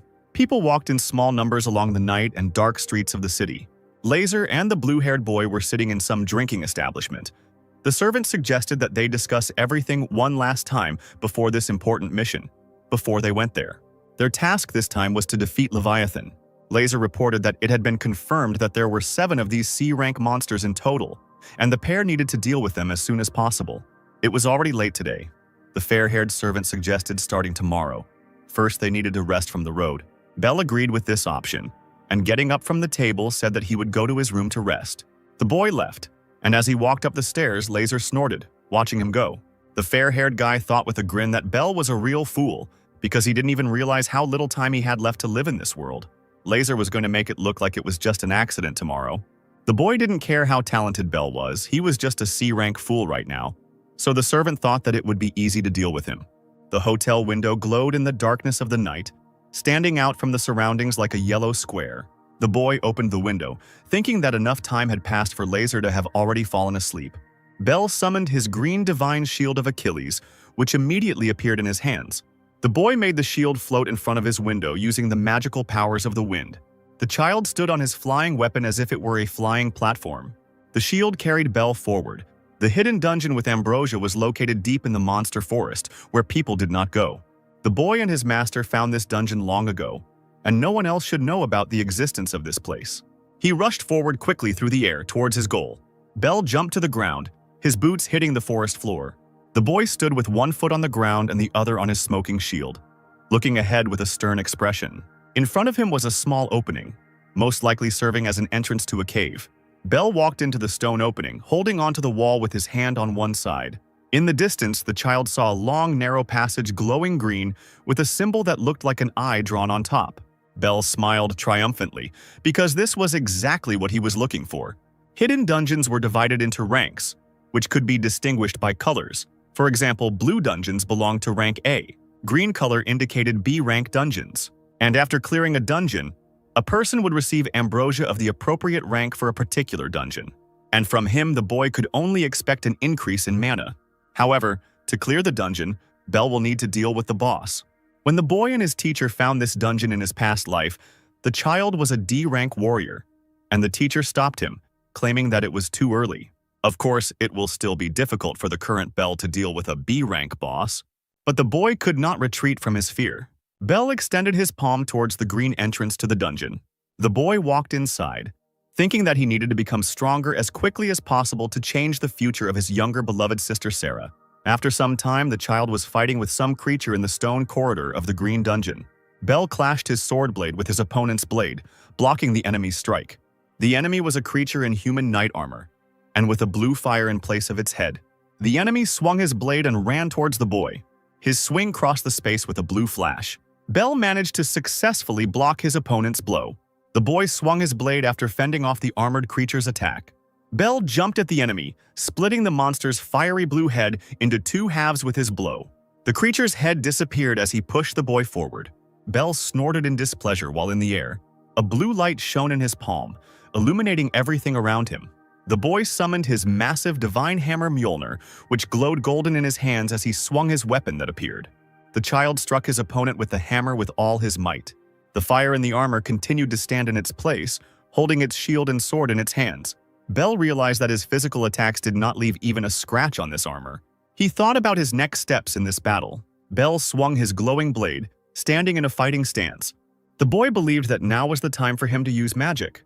The child attacked the fire in the armor with a giant swing that looked like a white flash. Bell thought with glee that magical attacks were harder for his opponent to block. The boy had never seen such a monster before, but he assumed that this creature was at least C rank. The armored enemy swung and attempted to hit Bell, but he managed to block the attack with a loud cry, even though he was caught off guard by the enemy's sudden attack. The boy was confused, not understanding what to do in such a situation. He took note of the monster's shield. If a creature in armor had a shield, it meant that there were attacks that it had to defend against. Bell stared at his enemy in front of him. The mana-charged fire bullet should definitely work in the boy's opinion. So the child summoned his divine magic gun, Ragnarok. A fireball shot out of the barrel of his gun. The Fire Knight ran towards the child, swinging his sword. Bell kept his wary gaze on his opponent.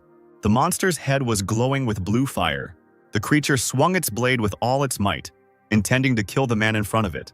With the enemy very close, Bell decided that the moment was perfect to attack with his pistol and fired again. A fiery projectile flew out of Ragnarok's muzzle. This fiery attack created a hole in the chest of the approaching monster. The creature fell to its knees in front of the wary boy, who still had his fingers on the trigger. After this, the creature with blue fire instead of a head fell backwards onto the stone floor of the room, knocked down by the force of the fiery magic projectile. Bell also fell to the floor, looking at his opponent. The boy wiped his forehead with his hand, breathing out in relief after the battle, still holding the magic pistol in his palm. Bell thought that a magical attack could melt this creature. If the boy didn't have a fire element weapon, he would definitely have problems. The average monster was already quite difficult, which meant that the boss would not be a simple creature either. This is to be expected from a specific dungeon, but the boy was grateful for the opportunity to obtain such rare items from the clutches of monsters, such as the one in front of him.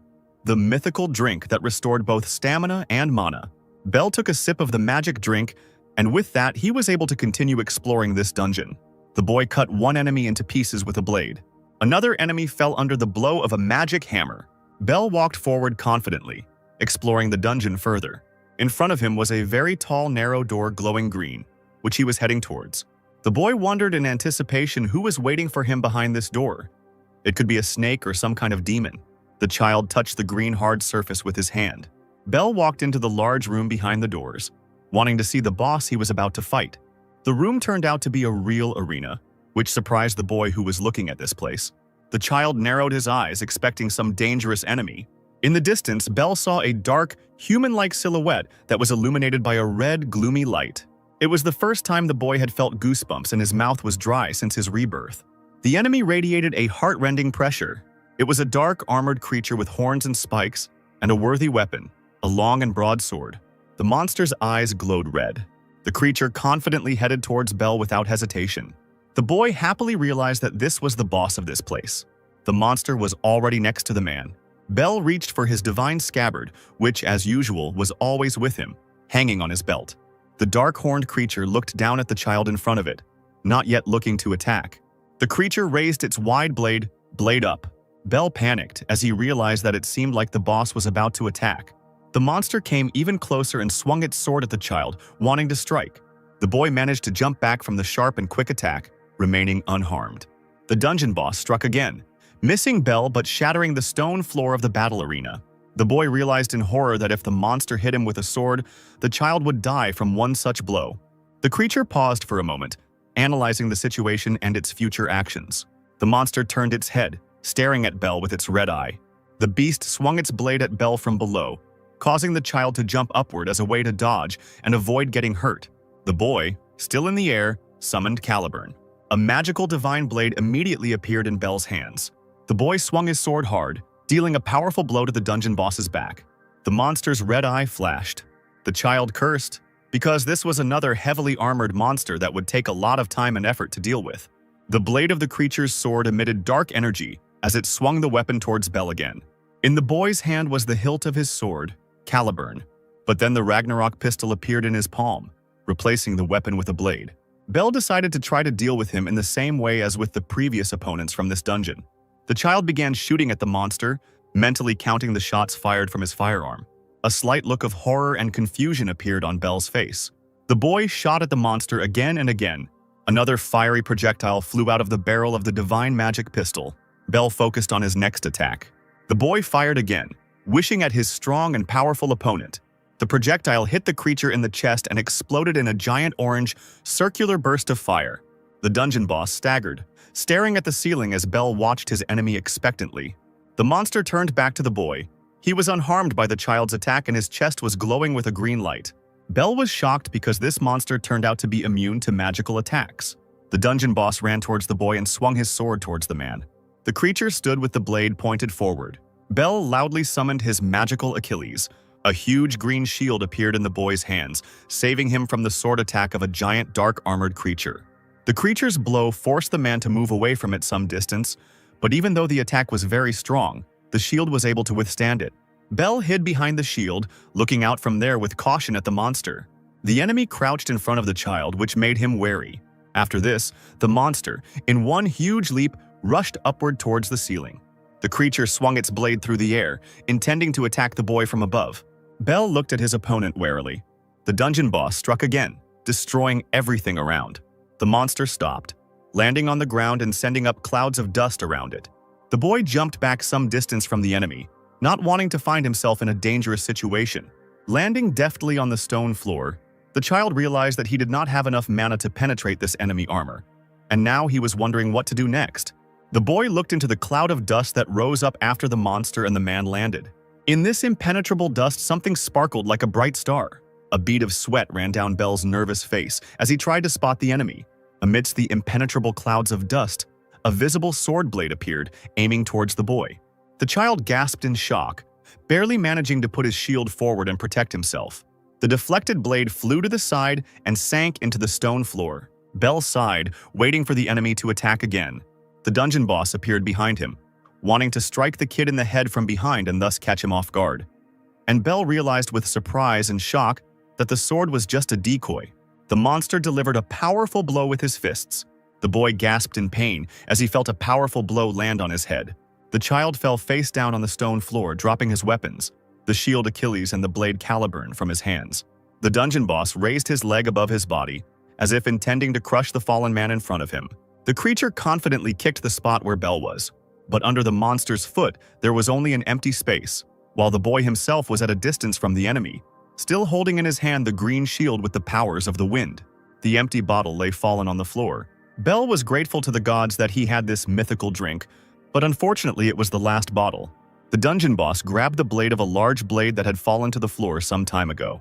In that case, the boy will have to take a risk in a fight with this enemy. Achilles was one of the heaviest of all his divine weapons. The child swung his shield, pulling it back behind his back. Bell thought that if he pushed the enemy with his wind attribute, he didn't want the monster to think that the shield was only for defense. The boy threw the magical wind shield like a projectile at the enemy. This shield could become a powerful long-range weapon with such a powerful throw forward towards the enemy. The shield flew past the tall, dark opponent as he managed to get his bearings and dodge the divine weapon's attack. Bell gasped in shock, not expecting such an action from the enemy. The monster ran towards the boy, pointing its sword blade forward at the man. The monster waved its weapon at the child. Bell realized that he might not have time to dodge. The child no longer had a shield, since he had thrown away this important weapon earlier. Bell gave the shield the order to destroy the monster. The shield struck the dungeon boss in the chest, pushing him back with powerful force. The boy was glad that his plan worked perfectly. The child ran forward towards the enemy and jumped, spreading his arms out to the sides, after which Bell extended his palm forward, in which a weapon began to appear, shining with a blue light. As a giant hammer appeared in his hands, the boy swung the divine weapon, leaping forward at the monster. The dungeon boss looked at Bell. The child delivered a powerful, glittering blow to the creature's head while still in the air. The monster's head hit the ground with a thud as it fell to the stone floor of the fighting arena after the blow. Bell sighed heavily, looking at his opponent. The boy understood that using the shield as a boomerang was dangerous, but it was worth it. This blow did at least half the job. The child believed that all that was left now was to pierce what was inside this dark, heavy armor.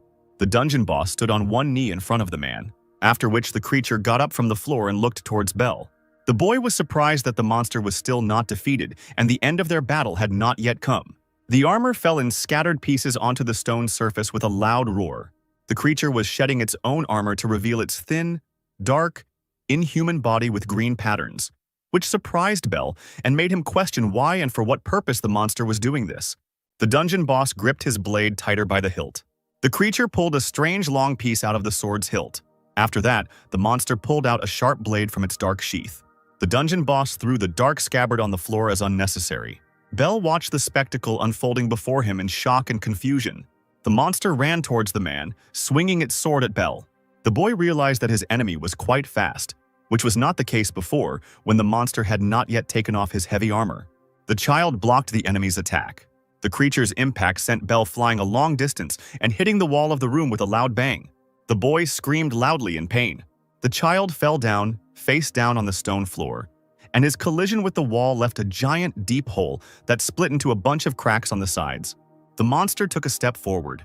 Bell groaned, lifting his head off the floor and looking at something in front of him. The dungeon boss approached him, dragging his giant sword across the stone floor.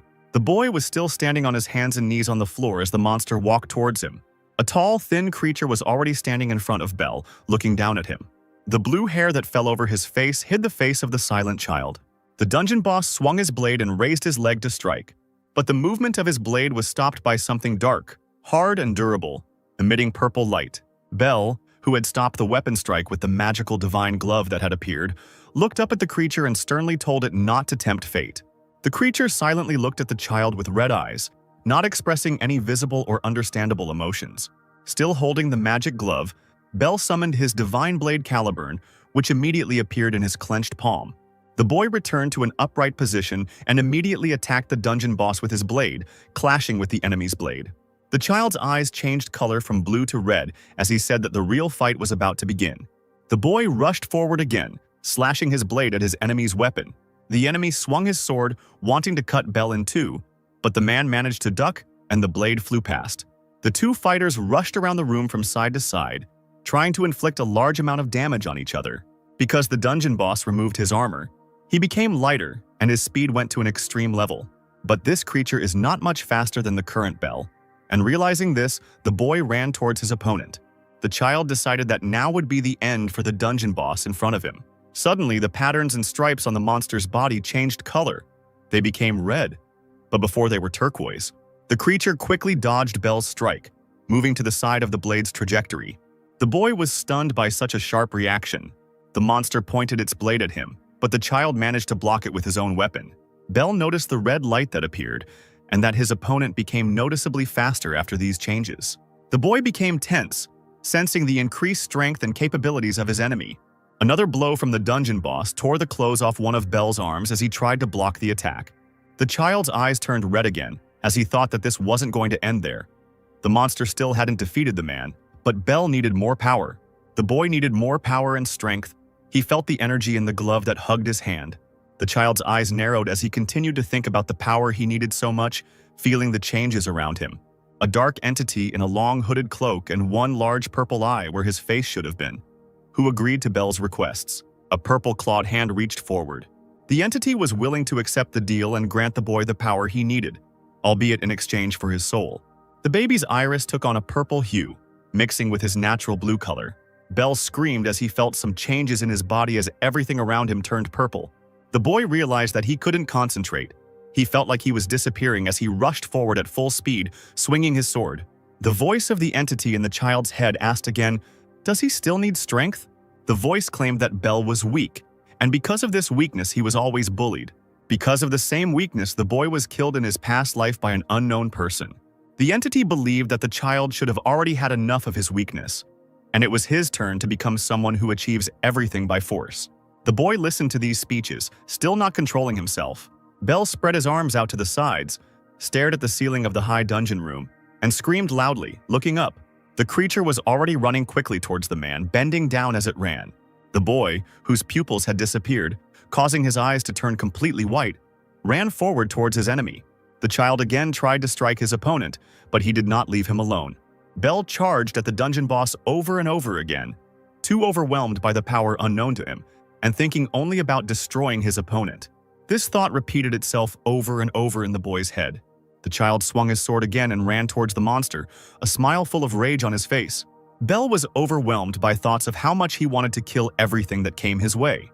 But a painfully familiar face appeared in his memories. It was the face of his happy younger sister Sarah, who was smiling brightly. The boy's eyes became aware again as he thought about Sir, and his thoughts became more collected. The child blocked another dangerous blow from the dungeon boss. Their blades crossed as the two fighters prevented each other from attacking. Another memory flashed through Bell's mind. He again saw the happy and innocent face of his younger and beloved sister. The boy said that he was not fighting for the sake of killing. Bell fought to protect his dear sister from all dangers. The monster swung its blade at the child again. The boy roughly ordered the dark one-eyed entity to shut up and give it his power. Bell covered half of his face with the broad blade of his sword and loudly called upon Aegis. The child pushed the monster far away from him with a powerful blow of the weapon. The dark entity said that it was on the boy's side, and he just had to say so, and the entity would grant Bell power. But he will give the boy this power only in exchange for his soul. The child stood in front of his opponent, radiating purple energy. Bell ran forward towards his enemy at full speed. The creature also did not lag behind and ran towards the man. They clashed again, the blue-haired boy and the thin, dark monster.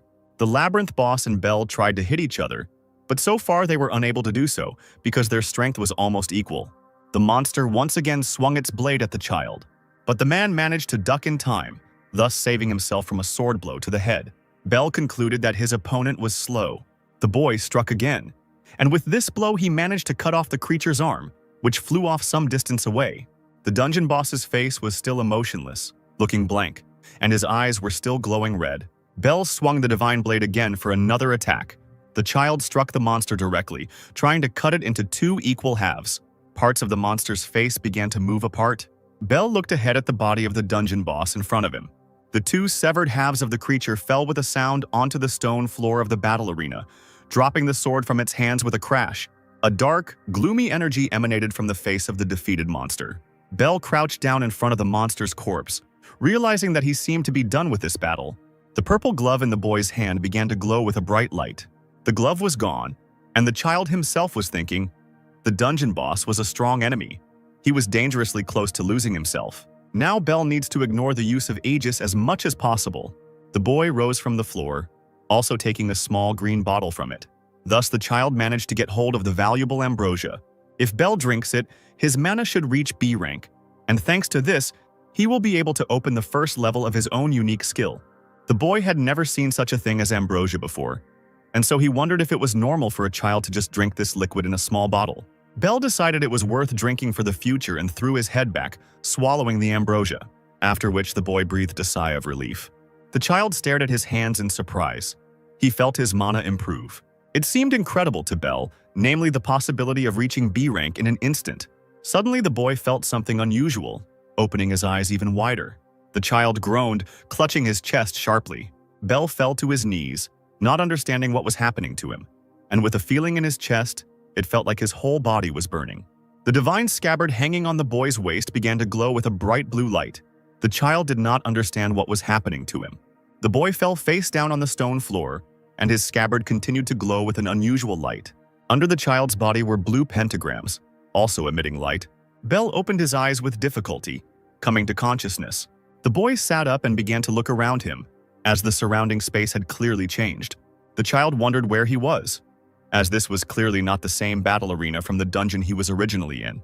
It was a gigantic space, in blue colors, and the boy himself stood on a platform with a giant blue pentagram. A figure suddenly approached from behind and remarked out loud that Bell had woken up, which caught him off guard. The person in the white cloak and holding a green shield in his hand said that they had not seen the boy for a long time. The hood of the cloak hid the man's face in the darkness under the white fabric. The child was surprised to recognize his teacher in this person. On one of the square columns sat a guy with red hair, holding a red pistol in his hand, which was Ragnarok. On another angular column, resembling a throne, sat a girl with long pink hair, armed with a hammer. On the next such elevation sat a guy in a compressed and uncertain pose, on whose hand was a purple aegis glove.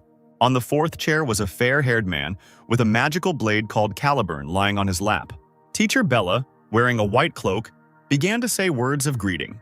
The boy looked at this place and these people in surprise, not understanding what was going on. The man in the cloak was happy to welcome the child to the realm of souls, which is what this place was. The teacher removed his hood from his head, revealing his middle-aged appearance. He had gray hair, a beard, green eyes, one of which was covered by a black bandage. The man said that the reunion with the student was quite touching. Bell said enthusiastically that he was glad to see his teacher. His teacher was Regius, and it was he who gave the child Avalon. It was this man who was the true owner of the magical green windshield of Achilles, one of the divine weapons in the divine scabbard. Bell walked up to the man, holding out his hand and smiling, saying he was glad to see him. But the boy didn't understand why Ragius remembered him, because he had returned in time, and that meant that they couldn't meet yet. The teacher replied that it was natural. He had always watched the child from the soul realm, and had seen everything, both Bell's death and his reincarnation. The boy was surprised by the statement he heard. Ragius explained that this space was located inside Avalon, and the 5 divine weapons were kept here. The weapons are kept together with the souls of each of their successors. Bell was even more surprised when he heard about some successors and their souls being here. The boy asked where his teacher's body was in that case. The man assumed that the real him probably still lives deep in the mountains and goes about his usual daily life, such as chopping wood with an axe. Avalon is a divine weapon that is tightly connected to the soul of its owner. When the child returned Avalon to the past with his connection, the present Ragius lost that connection. Moreover, the man's consciousness is now connected with his consciousness in this world. The boy understood this explanation, but he had another question. Was his return in time related to Avalon, his divine scabbard? The teacher didn't know this, but he thought that Avalon didn't have the power to go back in time, and the child agreed with this, accepting this option. Bell had never thought before that even his teacher would not know what happened to his student, and he was worried about what had happened at all. The man patted the child on the head, claiming that he was doing a good job anyway to protect his little sister, Sarah. Ragius praised the boy, saying that it was a good job, continuing to stroke his hair. Bell became embarrassed and blushed, breaking away from the teacher's palm and asking him to stop with the praise. What was more important to the boy? Could Ragius explain to him how the child ended up in this unusual, magical space? The man said that Bell would see it for himself. Someone landing on the hard stone floor with glowing pentagrams interrupted their conversation. The red-haired guy cheerfully asked how long the couple would chat about life, because he also wanted to join them, and not sit forever on the angular column. This guy was the second heir of Avalon named Raven, and he was also the owner of the divine pistol Ragnarok. The man wanted to say something negative to the guy, but he interrupted him, putting his arm around his shoulders and interrupting him, starting to talk about something of his own. Raven began to touch the teacher's cheeks and suggested that he relax, asking if the old man was a golem. But the man was clearly unhappy with such stupid behavior and impolite attitude towards himself. Bell watched this scene with incomprehension, not saying a word, and analyzing the behavior of a person new to him. The boy addressed the boy, the 6th heir of the divine scabbard of Avalon, in a cheerful and friendly tone and introduced himself, extending his palm for a handshake. The child looked at Raven in surprise. Bell wanted to return the handshake, but the red-haired guy quickly removed his hand. Whoop! Raven made a funny sound, raising his hand up and not allowing the child to shake it, as this was Raven's joke. The boy stared at the guy in bewilderment and incomprehension. Raven grabbed his stomach and burst out laughing, finding the child's reaction very funny, while the boy himself still did not understand the behavior and jokes of his interlocutor. Raven continued to laugh, because this boy, who became the 6th heir to the divine scabbard of Avalon, seemed very cute and naive to him. "Shut up already!" His laughter was abruptly cut off by a girl who approached them. Her name is Charlotte, and she is the 3rd heir to Avalon. Raven put his arm around the embarrassed Belle's shoulders and tried to justify himself by saying that it was just a little greeting joke. Seeking support, he turned to the fourth heir, named Horo, who sat on one of the stone thrones. But this guy clearly wasn't going to support Raven's joke, and generally looked rather withdrawn, secretive, and even a little sad. Charlotte continued to scold Raven for these jokes, claiming that he just liked to make fun of people. "No need to be so angry. You'll ruin all your beauty, baby," the heir exclaimed with a chuckle in response to all her indignation. This nickname drove the girl into a state of mad rage in a second. A fight would have been inevitable if Rajas had not intervened in time. Charlotte immediately asked indignantly whose side he was on, but he was prevented from answering by the laughing Raven again, who covered the man's mouth with his hand and answered instead that Rajas was definitely on his side. Bell watched this altercation with great surprise, seeing his teacher so embarrassed and even somewhat submissive for the first time. But in the end, he came to the conclusion that all this only proved how great and powerful these heirs of Avalon were. He remembers his teacher telling him stories about them. The heirs of Avalon are great heroes who fought evil in the past and defeated it. Guys, can't you come to some kind of agreement already? Suddenly, another voice was heard.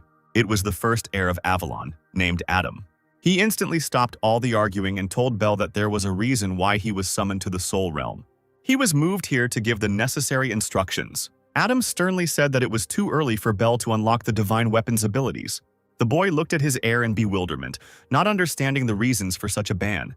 It turns out that the problem is that divine weapons with their unique ability unlocked emit an incredible amount of mana, and if Bell unlocked it right now, his young and immature body would most likely not be able to accept such an amount of mana, and the boy would simply break under the constant pressure. Now Bell understands what that pain was that he felt before being transferred to the realm of souls. Adam believes that the boy needs to wait until he grows up before unlocking the divine weapon. But Bell can't agree with him and resolutely clenches her fists, making a difficult decision. He tells Adam that he can't stop. He needs this power to protect his younger sister, Sarah. Adam stands up to his full height on his stone throne, his figure towering menacingly over everyone. He doesn't argue with the boy and simply steps forward, saying that if that happens, he'll have to kill Bell right now. Immediately, he breaks away from the throne and flies down at great speed towards the boy. Bell instantly tenses and clenches her teeth, frantically thinking about what to do. This guy is too fast. We need to come up with something to protect ourselves from him. The boy realizes that Adam is already standing behind him and there is no time left. At the last second, he moves his hand with the sword behind his back, managing to deflect the enemy's blow. Adam is a little confused.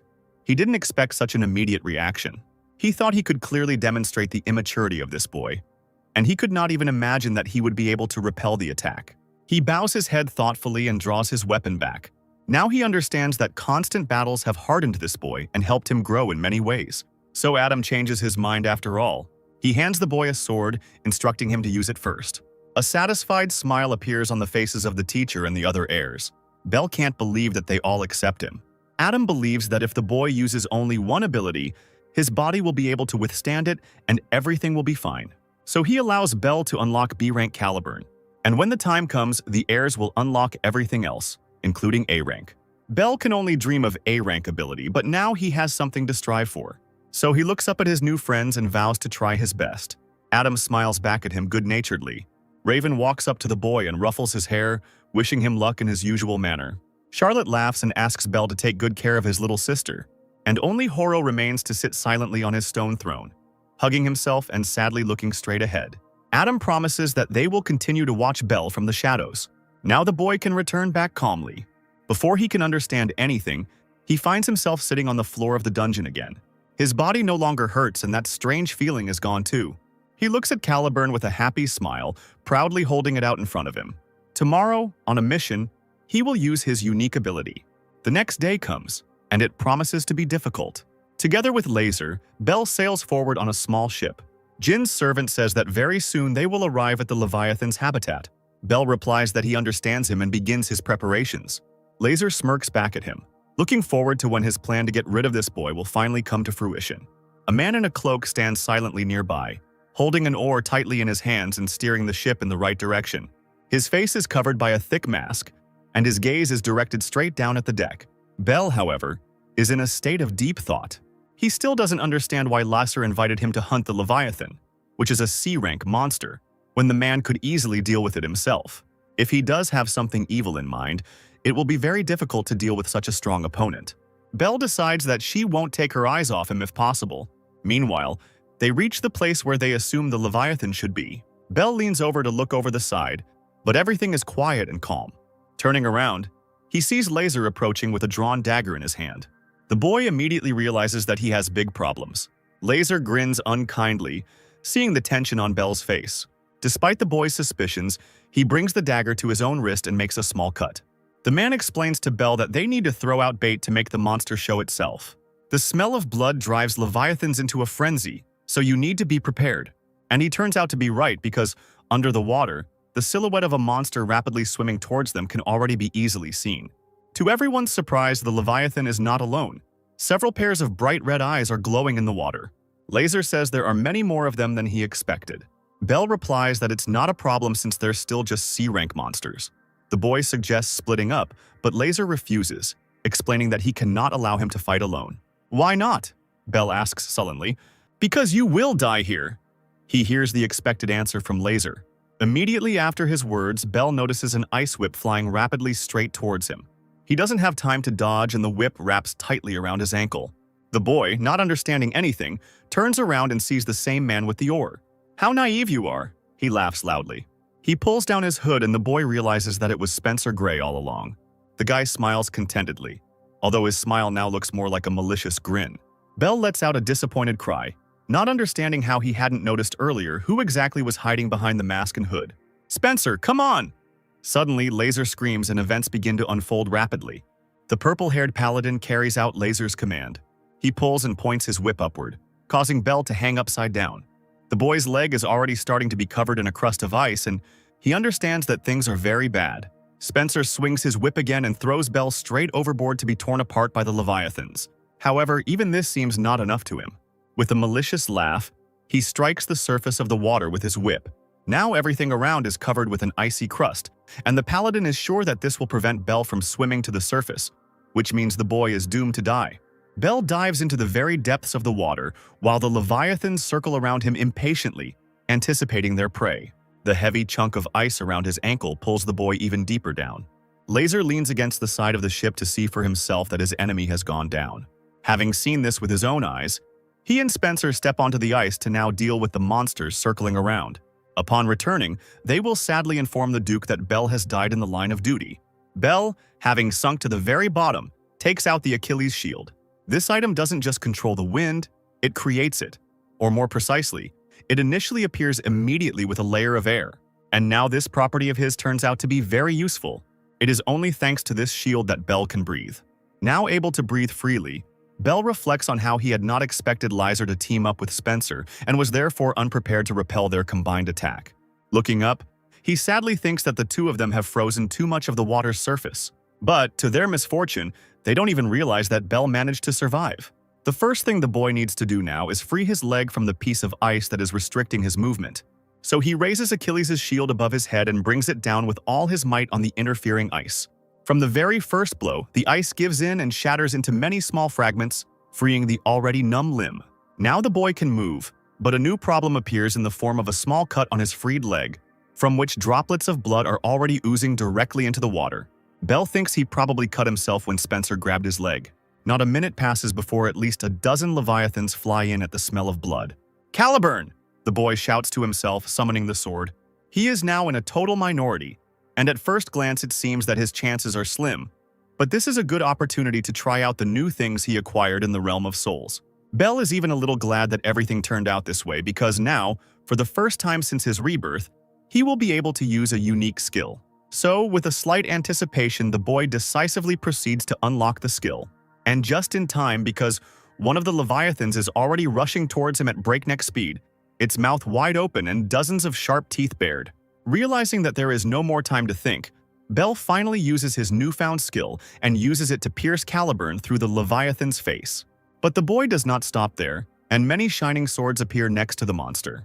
The glittering weapon strikes the scaly body one after another, causing the monster to roar in fury and pain. Bell watches this with satisfaction, remembering his past life, in which he often had to be in similar battles. He spreads his arms out to the sides and takes a deep breath, gathering sparkling power around himself. Now he is ready for the attack of these bloodthirsty monsters, and his body is filled with a bright feeling of excitement and his own superiority. The Leviathans do not keep you waiting long and immediately rush to attack. With a grin on his lips, the boy thinks to himself that now it's time for him to enjoy fishing. He uses formation A, interception, to attack them all at once. The Leviathans, uncomprehending, continue to attack, and the little boy seems like easy prey to them. While the formation of the star blade causes several floating shining swords to appear, their blades as sharp as Caliburn itself, and easily cutting through their powerful, massive bodies. "I'll cut you all into sashimi," Bell grins, getting into a fighting stance. Meanwhile, Laser is also fighting other Leviathans, attacking the monsters with a furious cry. He swings his sword and strikes the monster in the head, slamming its mouth right into the thick layer of ice. The monster tries to escape, but the man quickly runs after him, catching up and mercilessly finishing him off. More than 5 minutes have passed, so Laser is sure that Bell is long dead. Spencer smiles widely, flatteringly giving the man a few compliments. A smug Laser replies that it's no wonder he's so good, since he's on a completely different level than the likes of Spencer himself. He orders them to stand behind until it's all over. Unless, of course, Spencer wants to die here today. The boy obediently stands behind, promising to support and protect Laser from this position. Suddenly, Spencer hears the ice cracking right under his feet. The guy is stunned. He doesn't understand why the ice cover he created suddenly began to crack. Suddenly, a huge tentacle breaks through the ice completely and crashes right into Spencer, throwing him up with a powerful blow. Laser turns around sharply and cries out in surprise.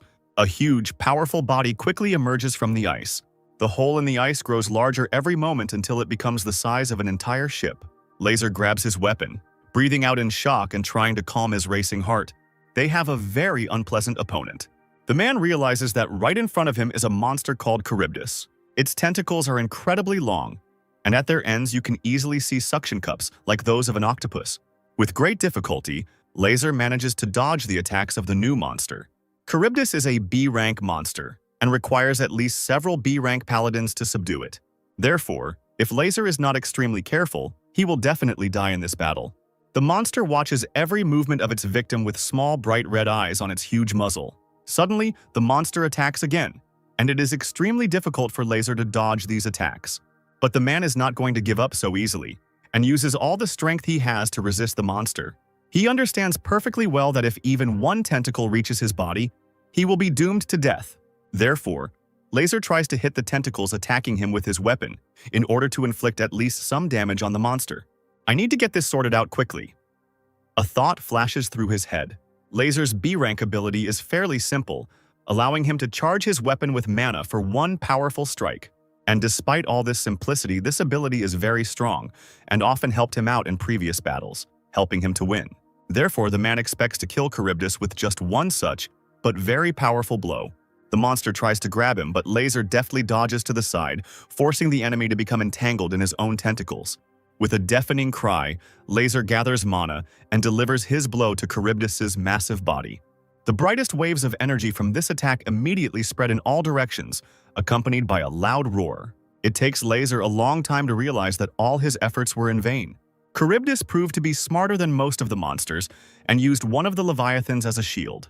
Now the guy will have to collect mana again to charge the sword for an attack. But the monster clearly has no intention of giving him that opportunity. Laser doesn't have time to dodge and is instantly blown aside by just one blow from a flexible tentacle. Having somehow managed to group himself in flight, he lands on board his ship. However, now he has nowhere to stand, since all the ice Spencer created was destroyed by the monster. To add to the problems already present, several more Leviathans are already rushing straight towards the ship. Laser is surprised because he was sure that he had cleared absolutely the entire space, leaving not a single monster behind. But two Leviathans immediately emerge from under the water and make him realize his mistake. The monsters simultaneously rush at Laser, who has already become quite tired. And along with their attack, the tentacle of Charybdis also approaches the guy. Focused on the two Leviathans, Laser fails to notice another danger and misses the blow. Unable to stay on his feet, the guy falls straight onto the deck, spraying his blood all over the place. His divine weapon is made for duels, so he has no advantage in fighting against many enemies at once. As if understanding this, the Leviathans are already hanging over the practically defenseless man. Gritting his teeth from tension, the guy frantically tries to come up with at least some way out of the situation. But there is a catastrophic lack of time. The monster's face is getting closer and closer. Laser is taken by surprise when Bell appears out of nowhere and attacks the monster.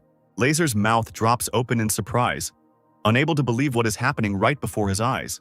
With one deft movement, the boy, whom he had already thought long dead, cuts off the heads of two huge leviathans at once. Bell turns to the shocked boy, noting with a chuckle that he found himself in an extremely difficult situation. Despite Laser trying to kill him, Bell kindly offers to help him with these monsters. But Laser still hasn't realized what powers this boy has, so he just yells at him angrily in response. He is sure that Bell is not capable of defeating a monster like Charybdis, because he is hundreds of times stronger than the Leviathans. So what? Is it a problem? The boy asks with a smile. Meanwhile, Charybdis is already stretching its long, flexible tentacles towards its new victim. Without wasting any time, Bell uses Star Blade formation again. Several shining swords easily cut through the tentacles reaching towards the boy. Laser looks at this with his mouth open. He couldn't even imagine that the boy, who had only recently awakened his weapon, would be able to use this unique ability. Moreover, such an ability must be simply incredibly difficult to manage. Bell continues to attack Charybdis, promising to cut the monster into pieces and feed it to the fish.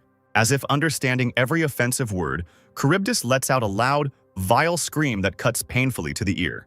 Despite the severed tentacles, the monster is still strong and attacks again. Bell freezes in midair, clutching the hilt of the sword tightly in her palm, and waits for the monster to get close enough. There is a ship right behind the boy, and Laser realizes with horror that now there will be not a single piece left of it.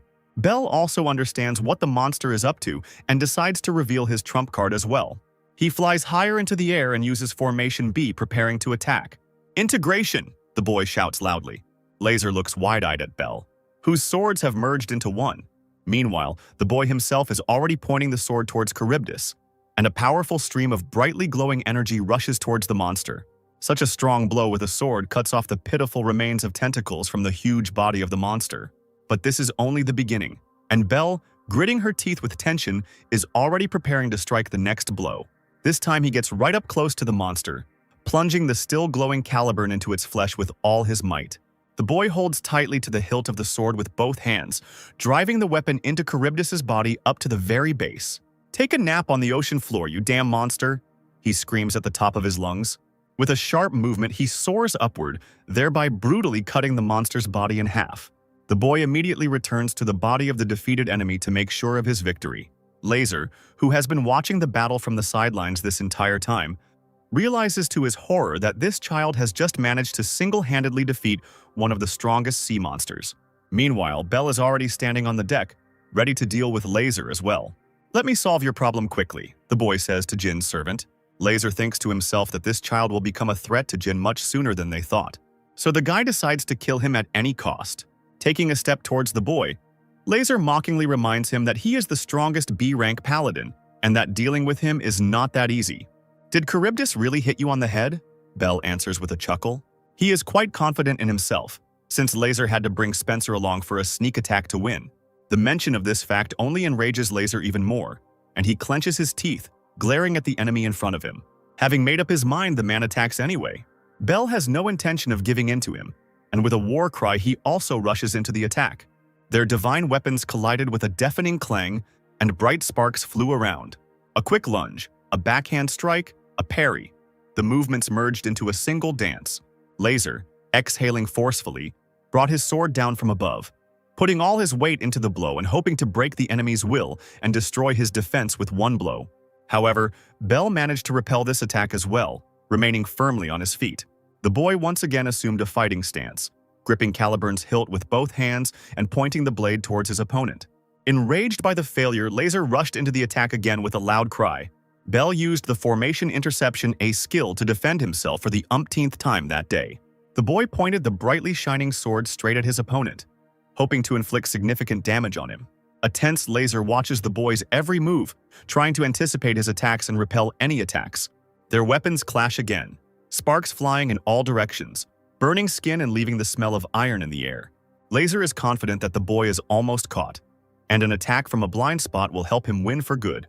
The man tightens his grip on the handle of his weapon, filling it with mana for the final blow. With a loud cry, he attacks the enemy with his shining strike. This blow destroys Bell's shining swords, which were about to fall on Laser's back. The guy chuckles and asks if Bell really thought he could win with such a simple trick. The boy understands that it will be very difficult to win. In addition, the problem is further complicated by the fact that using a unique skill consumes a huge amount of mana. Bel's meager remaining mana is only enough for one star formation sword. And Laser understands this too. So with a malicious grin, he is already moving towards the boy, promising to end his life right now. Like a man possessed, he rushed forward, closing the distance to strike his opponent down. Bel managed to dodge the slashing attack at the last second. But Laser, not giving the boy time to catch his breath, attacked again, and this time his attack still hit its target. A sharp pain pierced Bel's entire body, knocking the air out of his lungs. Pulling himself together, the boy immediately jumped to the side, not allowing his opponent to finish him off. He could use the Aegis to gain victory, but then there was too much chance of getting lost in the darkness. So Bel decides to use the Ragnarok pistol. The boy stretches out both hands with guns in front of him and pulls two triggers at the same time. Laser dodges both bullets without any difficulty, laughing loudly at Bel's attempt. But the boy is already rushing forward with his sword at the ready, and Laser realizes that this was just a diversionary maneuver. And yet, he is still sure that this child is too slow and will not be able to reach his body. Meanwhile, the boy, not wasting his energy on empty chatter, again replaces the sword with a pistol. Now he has a divine weapon in both his hands, and he is going to use them both. Laser realizes that the enemy was using the recoil from the shot to increase his speed. But he thinks that even so, all the boy has achieved is just a small cut on his cheek. Gotcha! At this moment, Bel thinks, smiling and anticipating victory. And then a shining sword, seemingly out of nowhere, pierces Laser's body through and through, causing a painful cry to escape his chest. Now the guy understands what Bel was trying to achieve all this time. He, with incredible effort, even pierced through by a sword, tries to rise from the deck, leaning on one knee. His face is distorted by a grimace of pain and disappointment. The boy calmly approaches the defeated enemy. He points Caliburn's blade at Laser, saying that the games are over now. The boy suggests that he simply surrender, and then he promises to kill quickly and without suffering. Surrender? Laser asks again, not believing what he heard. Laughing bitterly, he nevertheless rises to his feet. One day you will become a threat to Lord Jin, so you must die here and now, he screams in rage. Bel doesn't understand why this man is so devoted to his brother. Hearing this question, Laser is momentarily lost in memories. Once upon a time, Jin Catastrophe saved him and gave him the opportunity to live on with some purpose. After that massacre, Laser could barely stand on his feet, ready to fall forever. Dropping his knees to the cold ground, Laser was then certain that his end had come. He could not find the strength to get up and continue on his way. As he lay powerless on the ground, trying to catch his elusive consciousness, he heard soft approaching footsteps. Jin Catastrophe stopped next to the lying guy, looking at him thoughtfully. The mercenary in front of him had just killed about 300 people, but the paladin was not at all frightened by this, but rather, on the contrary, was delighted. Hearing someone else's melodic voice, Laser raised his head up with the last of his strength. Jin took a healing elixir from the pocket of his cloak and slowly uncorked the bottle. The guy tilted the bottle so that the potion began to flow directly onto the body of the exhausted mercenary. This healed Laser and returned his lost strength. "Rejoice, for now I will be your master," Jin said to him then, before the catastrophe. The memories were cut off and Laser's mind returned to reality. "Mr. Jin saved me," he said to Bel, who was waiting for an answer. Now Laser is obliged to repay his savior in kind. The memories gave him strength, and the guy is now standing more firmly on his feet. Ready to pay any price for his master's life, Laser again rushes into the attack, in a naive attempt to still win. Bel uses his unique skill again, and the swords, obedient to his power, float nearby in the air. The boy understands that this man has already made his decision and will not back down under any circumstances. He thought Laser was a sick bastard, but now he thinks there's something chivalrous about the guy after all. "Let's fight with all our might," he suggests to Laser. The guy just swears loudly at him in response. With the last of his strength, Laser begins to fill his divine weapon with mana again to deliver another shining blow. Bel notices this in time and immediately understands that he cannot allow the enemy to have time to gather energy for such a powerful technique. However, this technique requires some time to prepare, so Bel decides to get ahead of Laser. Without further hesitation, he raises his sword and attacks again. Suddenly, Laser lunges forward, dodging Caliburn. At the same time, the guy suddenly kicks Bel, who didn't have time to dodge the attack. The boy realizes that it was a trap that he fell into. "Checkmate!" Laser shouts, raising his hand for the final attack. Bel steps back, thinking frantically. "This is my last chance." The thought flashes through his head. Making an instant decision, Bel attacks back. Another shimmering sword appears behind Laser and plunges straight into his flesh. The guy wheezes in pain, bright red blood spraying from his mouth. He doesn't understand how this happened because he was sure that he had destroyed all of this boy's swords. After catching her breath, Belle replies that not all of the swords were actually destroyed. In reality, he just let Laser think that way. He simply predicted his opponent's future actions. Before he dies, Laser has the feeling that this hellish child has survived more battles than he has. With his shoulders slumped and his legs buckling, the boy stands next to the body of the defeated enemy. This time he was unacceptably close to failure, and, if not for the ace up his sleeve, he would have definitely lost. However, he still managed to defeat the strongest B-rank paladin. So, he is getting stronger and stronger, as planned. With these thoughts, Belle heads back to the castle, where Sarah is waiting for him. The girl is looking forward to him returning from his mission. She hurriedly goes through every room in the castle, hoping that he has already returned. Not finding him in the castle, Sarah even goes out into the garden, loudly shouting her brother's name and looking for him with her eyes. Having reached the very gates, the girl still returns back. She walks down the hallway, the soft carpet muffling the sound of her heels. The girl understands that most likely Belle has not returned yet. And this scares her a little, because so much time has passed and the task has probably already been completed. Then she notices that the door to the library is slightly open. Deciding that Belle is there, the girl smiles happily and runs there. Running up to the door, she pushes the heavy doors with all her might and goes inside. A silhouette moves towards the girl, and despite the fact that only the outlines of the figure are visible in the darkness, she decides that it is Belle. However, very soon she realizes that she was wrong.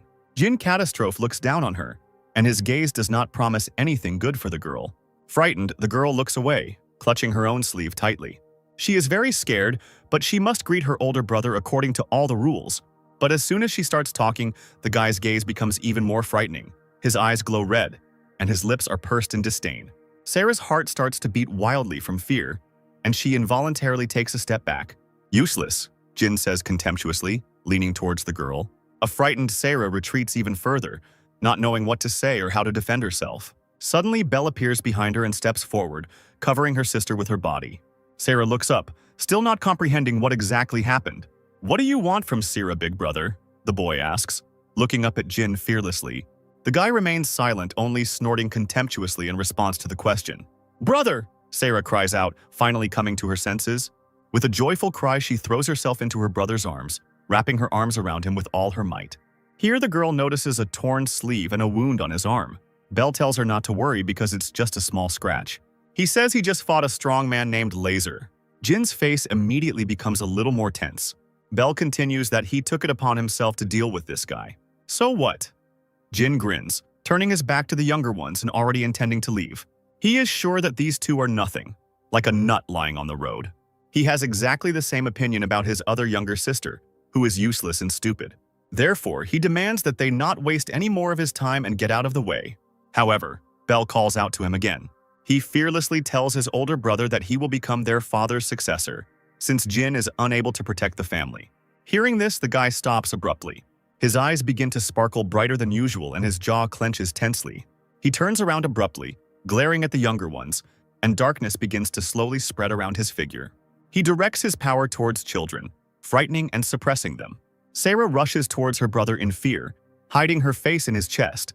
The boy is not going to please his older brother with his fear and continues to confidently look him in the eyes. Jin smirks when he sees this. The grin quickly turns into a loud, slightly crazy laugh. He jokes that sometimes even pebbles are interesting to look at. The guy tells Belle that he can try to kill him whenever he wants and calmly heads towards the library exit. The boy looks after him, not intending to turn his back on his brother, and Sarah freezes in fear next to him. As Jin leaves, Belle places her hand on her sister's shoulder, comforting and soothing. He thinks to himself that the elder brother with this overwhelming power is really strong and extraordinary. Looking at it from a rank perspective, Belle is currently at the top of the B rank, and Jin is already an A rank paladin.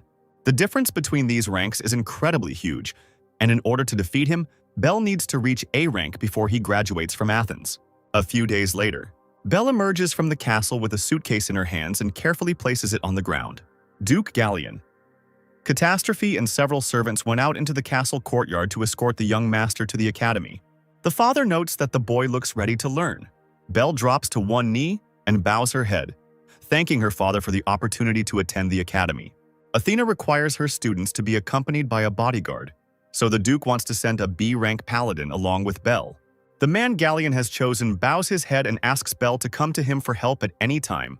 Belle thanks him for his support, but still asks the Duke if he can make a request of him. Galleon asks, a little surprised, what kind of request exactly? The boy looks back at the gates just opening. With a happy smile, Sarah comes out into the yard, barely holding the suitcase with her things with both hands. Sorry, I'm late. She smiles shyly.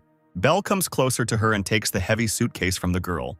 Turning to the Duke, the boy asks if he can take Sarah with him to the academy. Surprised, Galleon first wants to understand what this request is about. Belle explains that he is worried about leaving his beloved little sister alone and unprotected. The Duke refuses the boy this request, since according to the rules, only a bodyguard is allowed to take with you to the academy. Sarah excitedly presses her hands to her chest, looking at her father with hope. Galleon sternly tells her that there is no point in begging her.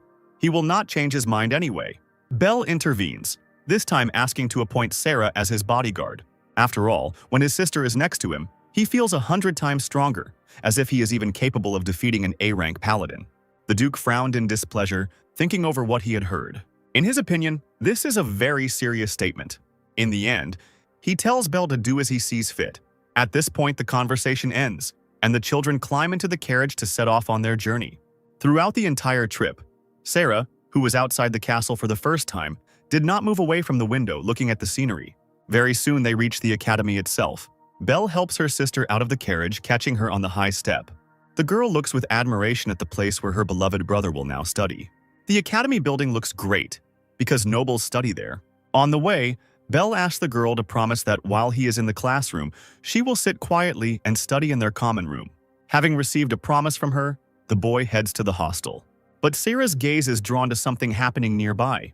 This is a platform where duels between high-ranking students take place. This is a good opportunity to look at them and learn something new. Sarah presses her hands to her chest in excitement, confident that all of these students are incredibly strong. Belle thinks to himself that most of them look like they are only D rank, except for one guy who is clearly a head taller than everyone else. Belle watches the unknown student closely, noting every detail. This guy is most likely a C rank and won't be able to handle Belle himself. Meanwhile, a new enemy approaches this stranger. With a smug grin, the boy grips his weapon tighter. With a battle cry, he rushes at the new enemy. The guy in front of him just smirks in response, the expression in his eyes hidden by his wide-brimmed hat. Meanwhile, the fair-haired student had already approached as close as possible, and his weapon was aimed straight at the face of the stranger in the hat. Watch out! Sarah can't take it anymore and screams. But even without her warning, the student in the hat easily avoids someone else's attack. Dodging, he clenches his fist, and the force of it knocks his opponent off his feet, hitting his head painfully on the asphalt. Belle has a feeling that this guy didn't even use his divine weapon, which means he's at least a B-rank paladin, maybe even stronger. Hearing snippets of conversations between other students, he realizes that the heir to the House of Rothwindsor has just defeated a student named Zororo.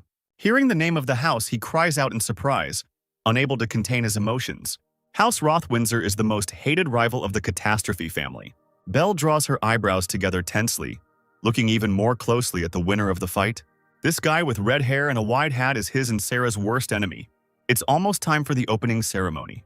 The student council president delivers his opening remarks. The guy says that he is happy with all his heart to welcome all the first years here today. He gives an unkind smile before continuing. The guy hopes that all the guys who entered the academy are strong and worth something.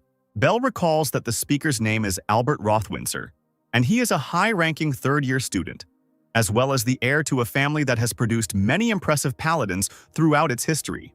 The boy had never met him in his past life, but he had heard that this guy had reached S rank at only 18 years old. Belle tries to remember some details that he was able to catch in the image of the man who killed him and Sarah. Could this have been Albert Rothwindsor? After the opening speech, the first-year students unanimously discussed the student council president who spoke. There are no more paladins in the student council who have already reached B rank like him. According to the rules, the student council is formed from the 4 winners of the martial arts festival, and the winner becomes the president of the student council. So Albert is currently the strongest paladin in the entire academy.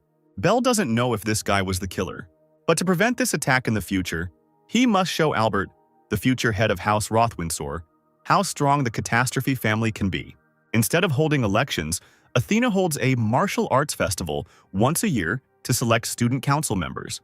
This means that Belle simply has to join the festival that will be held this year and force Albert to admit defeat. After the ceremony, all students are seated at their desks in the classroom. A boy with bright green hair walks into the classroom and looks around to choose a seat to sit on. Noticing Belle, the boy resolutely walks towards him and asks, a little embarrassed, if he can sit down next to him. Torn from his own thoughts, Belle is at a loss for a second, but immediately corrects himself and allows the boy to sit down. The boy says his name is Lime Flexel and he hopes they will have a wonderful 3 years of schooling. Belle agrees, and only a second later he cries out in amazement, asking the name again. Lime raises his eyebrows questioningly, not understanding what is so surprising about his name. Belle apologizes with a chuckle, remembering to himself that he knew this guy in his past life. In a few years, Lime Flexel will destroy the rebellious nobles out of his own hatred and will be known as nothing less than the Knight of Vengeance. However, now this boy is only a shadow of his future self. Lime asks Belle's name, and the boy remembers his father's instructions. The Duke ordered him to hide his real name from everyone in this academy.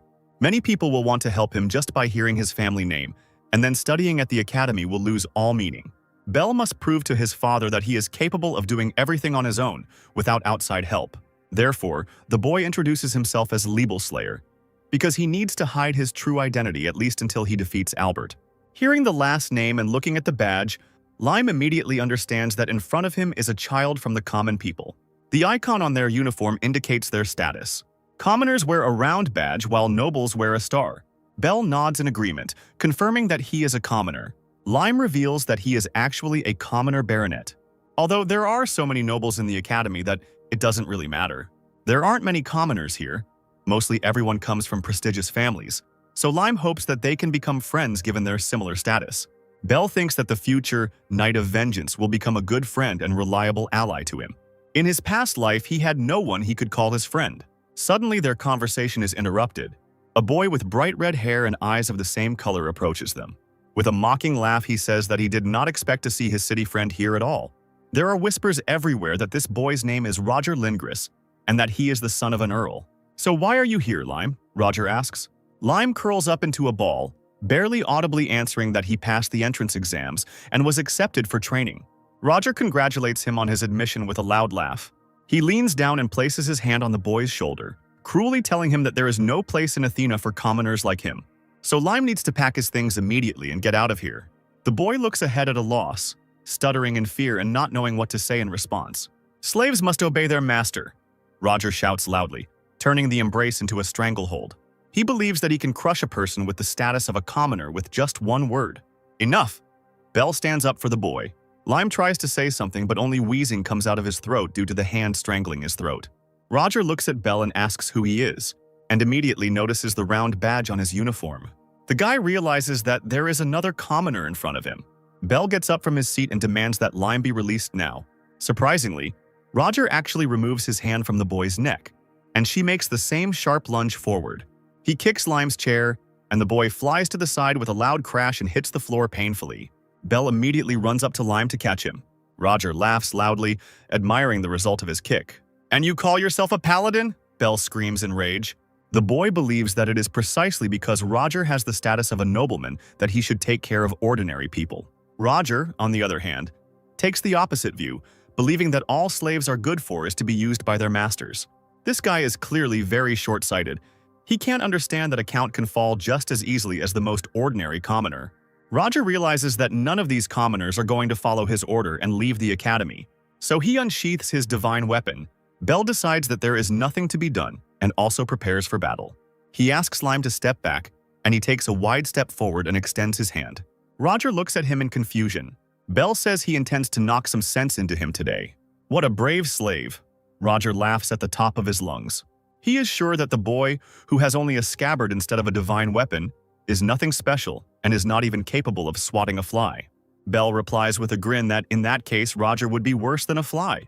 This infuriates the guy. No one has ever dared to look down on him like that. He promises Belle to kill him, and the boy tells him, "Try it if you can." All the other students dropped everything they were doing and watched attentively what was happening. With an anticipatory smile on his face, Roger rushes at his opponent. Belle calmly waits for the boy to run up to him and try to hit him. Roger, showing off in front of the other students, proudly waves his weapon, but he never manages to land the blow he so desired. A girl suddenly appears right between the opponents. With a peaceful smile, she releases her power, and Roger stops abruptly, not reaching his target. The harp in the girl's hands begins to make such a painful sound that the guy screams in pain, covering his ears with his hands. Belle also covers her ears, unable to withstand such a powerful sound attack. Having achieved the desired effect, the girl jumps onto the desk and crosses her legs, making herself more comfortable. She winks at the instigators of the fight, reminding them that they are all in the same class and should get along with each other. Belle holds her still sore ear and tries to figure out who this girl is with such powerful strength. He had never seen anything like it before. With a kind smile, the girl says that her name is Silpha, and she is glad to meet everyone here. Roger regretfully realizes that this girl is from the family of the Marquis of El Page, and therefore higher in status than him. The teacher enters the classroom and asks everyone to take their seats. Today is the first lesson, and he intends to evaluate the abilities of each of the students. The man asks the students to use the sacred treasure to attack the monsters. In today's lesson, they will start with the golem. With its help, you can easily measure the strength of each student. At the teacher's command, the first student steps forward. As he exhales, he strikes, aiming at the golem. But, unfortunately for the boy, his attack does almost no harm to this monster. This golem is very hard and will not be easily damaged. After this student's strike, only a small mark from the weapon remains on the golem's face. And then, literally a second later, even he takes a drag, as if nothing had happened. Belle begins to think that things are not as simple as they seem. The teacher asks the next student to come out and try his hand. One by one, the freshmen come out and try to cause some damage, but none of them manage to achieve even slightly impressive results. The thoughtful teacher realizes that this year, most of the students are only E-ranked. Lime steps forward, holding his weapon a little awkwardly. The teacher notes that this weapon does not have even a drop of magic, which means that this boy has the lowest rank. At the teacher's command, Lime rushes forward, holding the weapon's handle tightly with both hands. Having reached the golem, the boy lunges forward and strikes with all his might, and then he falls on his back from the force of the recoil, and there is not a scratch left on the figure itself. Roger bursts into loud laughter, and several students behind him also chuckle mockingly. Lime raises himself up on his elbows and looks at the golem, hoping to see at least some damage, but finds nothing. Roger is determined to show everyone what the difference is between himself and these stupid commoners. With a smug smile, he summons his weapon and releases his power. His weapon is enveloped in a fiery glow, showing everyone the power of its owner. Roger throws a punch and hits the target. His weapon cuts through the golem's shoulder almost completely. If the blow had been even a little stronger, the monster's arm would have simply fallen off the body. Pleased with himself, Roger calls the weapon back. Not bad, that's D rank. The teacher praises the boy. Roger smiles smugly, pleased with his result. His triumph is interrupted by Sylph, who raises her hand and reminds him that it is now her turn. The girl takes out her harp again and warns everyone about the beginning of her attack. But even despite the warning, none of the students were ready to experience that painful feeling from the sound of her harp again. Children cover their ears with their hands as hard as they can to stop hearing this painful sound. Meanwhile, the girl's wave of power already reaches the next golem, and this time, the result is more than impressive. The girl, pleased with herself, returns back to the group of students, and Roger comes out to meet her. He says it was not bad, as expected from the Marquis's daughter. With a friendly smile, he extends his hand to the girl. However, she immediately puts an end to his awkward attempt to make friends, demanding that he stop doing this immediately. The girl always thought that in this academy everyone was equal, regardless of their status. She believes that background, status, and money mean nothing. Roger's face immediately darkens, because he had hoped to make some useful acquaintance with this girl. The teacher announces that Lieber Trail will be the next to test his strength. Roger is already looking forward to another entertaining spectacle. So what are you going to do with your sheath? The boy laughs. Belle replies that he doesn't use a scabbard. Before the eyes of the astonished students, the boy takes his divine weapon out of its sheath. Roger's mouth drops open in surprise when he sees that this commoner has two treasures. Even Sylph looks at the boy with surprise and some admiration. Lime freezes in place with delight, watching his friend with wide-open eyes. Roger still hopes to disgrace another commoner by publicly declaring that there is most likely no magical power in this sword. He notes with a chuckle that such a sword cannot even leave a scratch. Who knows? Belle answers him with a half-smile, not wanting to waste time arguing. The boy calmly approaches his golem and raises his hand to strike. Just a second and the monster is shattered into many pieces, flying in all directions by the blow of his sword. With the same peaceful expression on her face, Belle slowly lowers her divine weapon. The other first years open their mouths wide in surprise and immediately start whispering. The teacher thinks that it is amazing that a sword that is not endowed with magical power so easily completely destroyed the golem. Apparently, fencing is enough for this guy and he doesn't need magical power at all. And only Roger does not share the general admiration. He cannot comprehend that a commoner is capable of such a magnificent result. Lime runs up to Belle and loudly admires his strength, never tiring of saying how amazing and very surprising it was. The boy smiles back at him and says that Lime will be able to do the same someday if he tries hard and works on himself. Lime is pleased to hear this, but he is still sure that with his level of magical power, he will never be able to pull off something like this. Belle assures him that this is not the case at all, and in fact, Lime definitely has talent, and he sincerely believes that his weapon is first class. Therefore, if Lime does not give up, he will definitely be able to become one of the strongest holy knights. Stuttering with excitement, the boy blushes deeply and thanks for the praise and faith in him.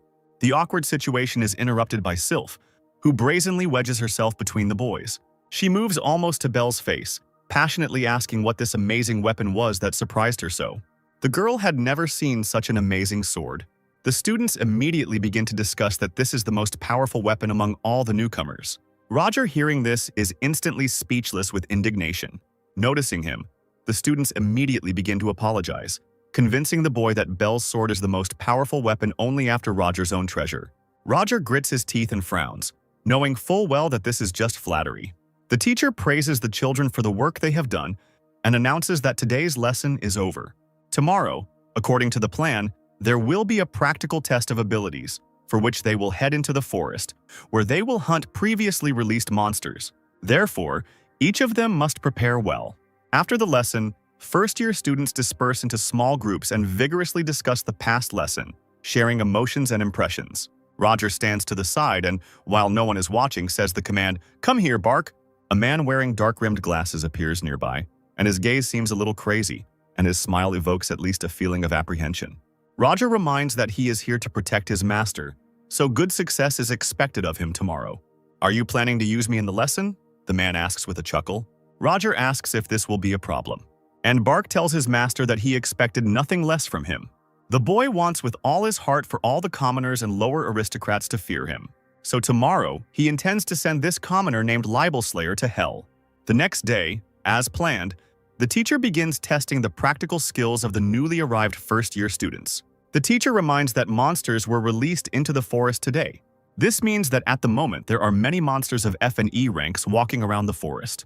Therefore, today's task for each student will be to defeat as many of these same monsters as possible. Roger tilts his head, hiding a sinister smile on his lips. The one who kills the most monsters will get extra points, so the teacher encourages each of them to try their best. The man gives the command to begin, and the students gradually disperse in different directions. Sylpha shouts to Belle that the competition has begun, and at the end, they will find out who will be the first. She doesn't yet know that the boy doesn't intend to give up first place this time. For the sake of the future, he must show his strength to those around him. Lime catches up with him and asks for permission to go with him, as he still lacks the confidence to fight alone. "Do you think you can't handle it alone?" Belle asks the boy. And then he immediately breaks into a run, shouting at the boy not to fall behind. There are indeed a huge number of monsters in this forest, and each of them looks quite frightening. The monster that appears in front of the boys has 3 heads, but Belle knocks one of them off with just one blow. Without stopping for a second, the boy continues to attack the monster. It takes very little time before the monster is finally defeated. Belle pulls out another fang as proof that this is already the 15th monster he has defeated. Lime watches him in awe, never ceasing to be amazed at how his new friend is able to destroy an E-rank monster with just one blow. "Do you have time to chat?" Belle asks him in return. Suddenly, another monster appears behind Lime, frightening him with its loud growl. Belle lunges forward, pushing the boy aside, and immediately attacks the monster, striking straight into its wickedly grinning face. There are many more enemies than he initially thought, so he orders his friend to remain vigilant. Embarrassed, Lime only nods fearfully in response. Meanwhile, the rest of the students are fighting quite successfully against many monsters. There are all sorts of low-ranking monsters in this forest today. Lime thinks he needs to try harder. Roger watches the boys from the bushes nearby. He is terribly infuriated by the successes of this commoner, and he cannot wait for the opportunity to put his plan into action. Just the thought that he will soon take revenge warms his soul. This will be the real end for this vile commoner and his equally useless friend. Extending his summoning staff forward, he activates its ability. Bell realizes something strange is starting to happen when a pentagram appears on the grass right in front of him. He looks down tensely. A monster begins to emerge directly from this pentagram. It is a huge fire salamander that emerges from the pentagram, completely engulfed in fire and growling viciously. Bell involuntarily takes a step back, staring at the new monster. The monster lifts its bared mouth upward, showing the sharpness of its teeth. The remaining students, who immediately noticed the monster, scattered in fear to the sides. Only Bell and his new friend remain standing next to the salamander. "It can't be," Lime whispers in amazement. Never before had the boys seen such huge and frightening monsters. Finally, after the initial shock had passed, Lime screamed in fear. The salamander releases a powerful stream of fire straight at him. And if it weren't for Bell, who managed to push the boy aside, there would have been no wet spot left of him. Bell himself remained standing in place, holding his shield forward. In response to Lime's frightened cry, he orders him to run away with the others. Bell can't figure out why there's a B-rank monster in a place like this. Deciding that this is a great opportunity to have some fun, he uses the Vanguard of Holy Swords. Stretching his hand forward, he directs several glowing swords at once straight at the monster. There are many bloody wounds on the monster's body, and the salamander screams loudly in pain. Roger, still watching from the bushes, is very surprised to realize that this commoner can use a shield, and even uses unique skills, so the boy calls Bark to him again. With an obsequious smile, the man awaits new orders. Meanwhile, Bell continues to fight the fire monster. Lime watches this with equal surprise, wondering who his new friend really is. It was extremely surprising to the boy that a first-year student, and a commoner at that, could fight a B-rank monster so successfully. At this moment, Bell sends a multitude of glowing swords at the monster, intending to finally kill it. But, to his surprise, he is not allowed to do this. Each of his attacking swords is hit by a bullet fired by someone and destroyed. Dissatisfied with this development of events, the boy looks around, searching for a new enemy. A man walks confidently out of the forest towards the boys.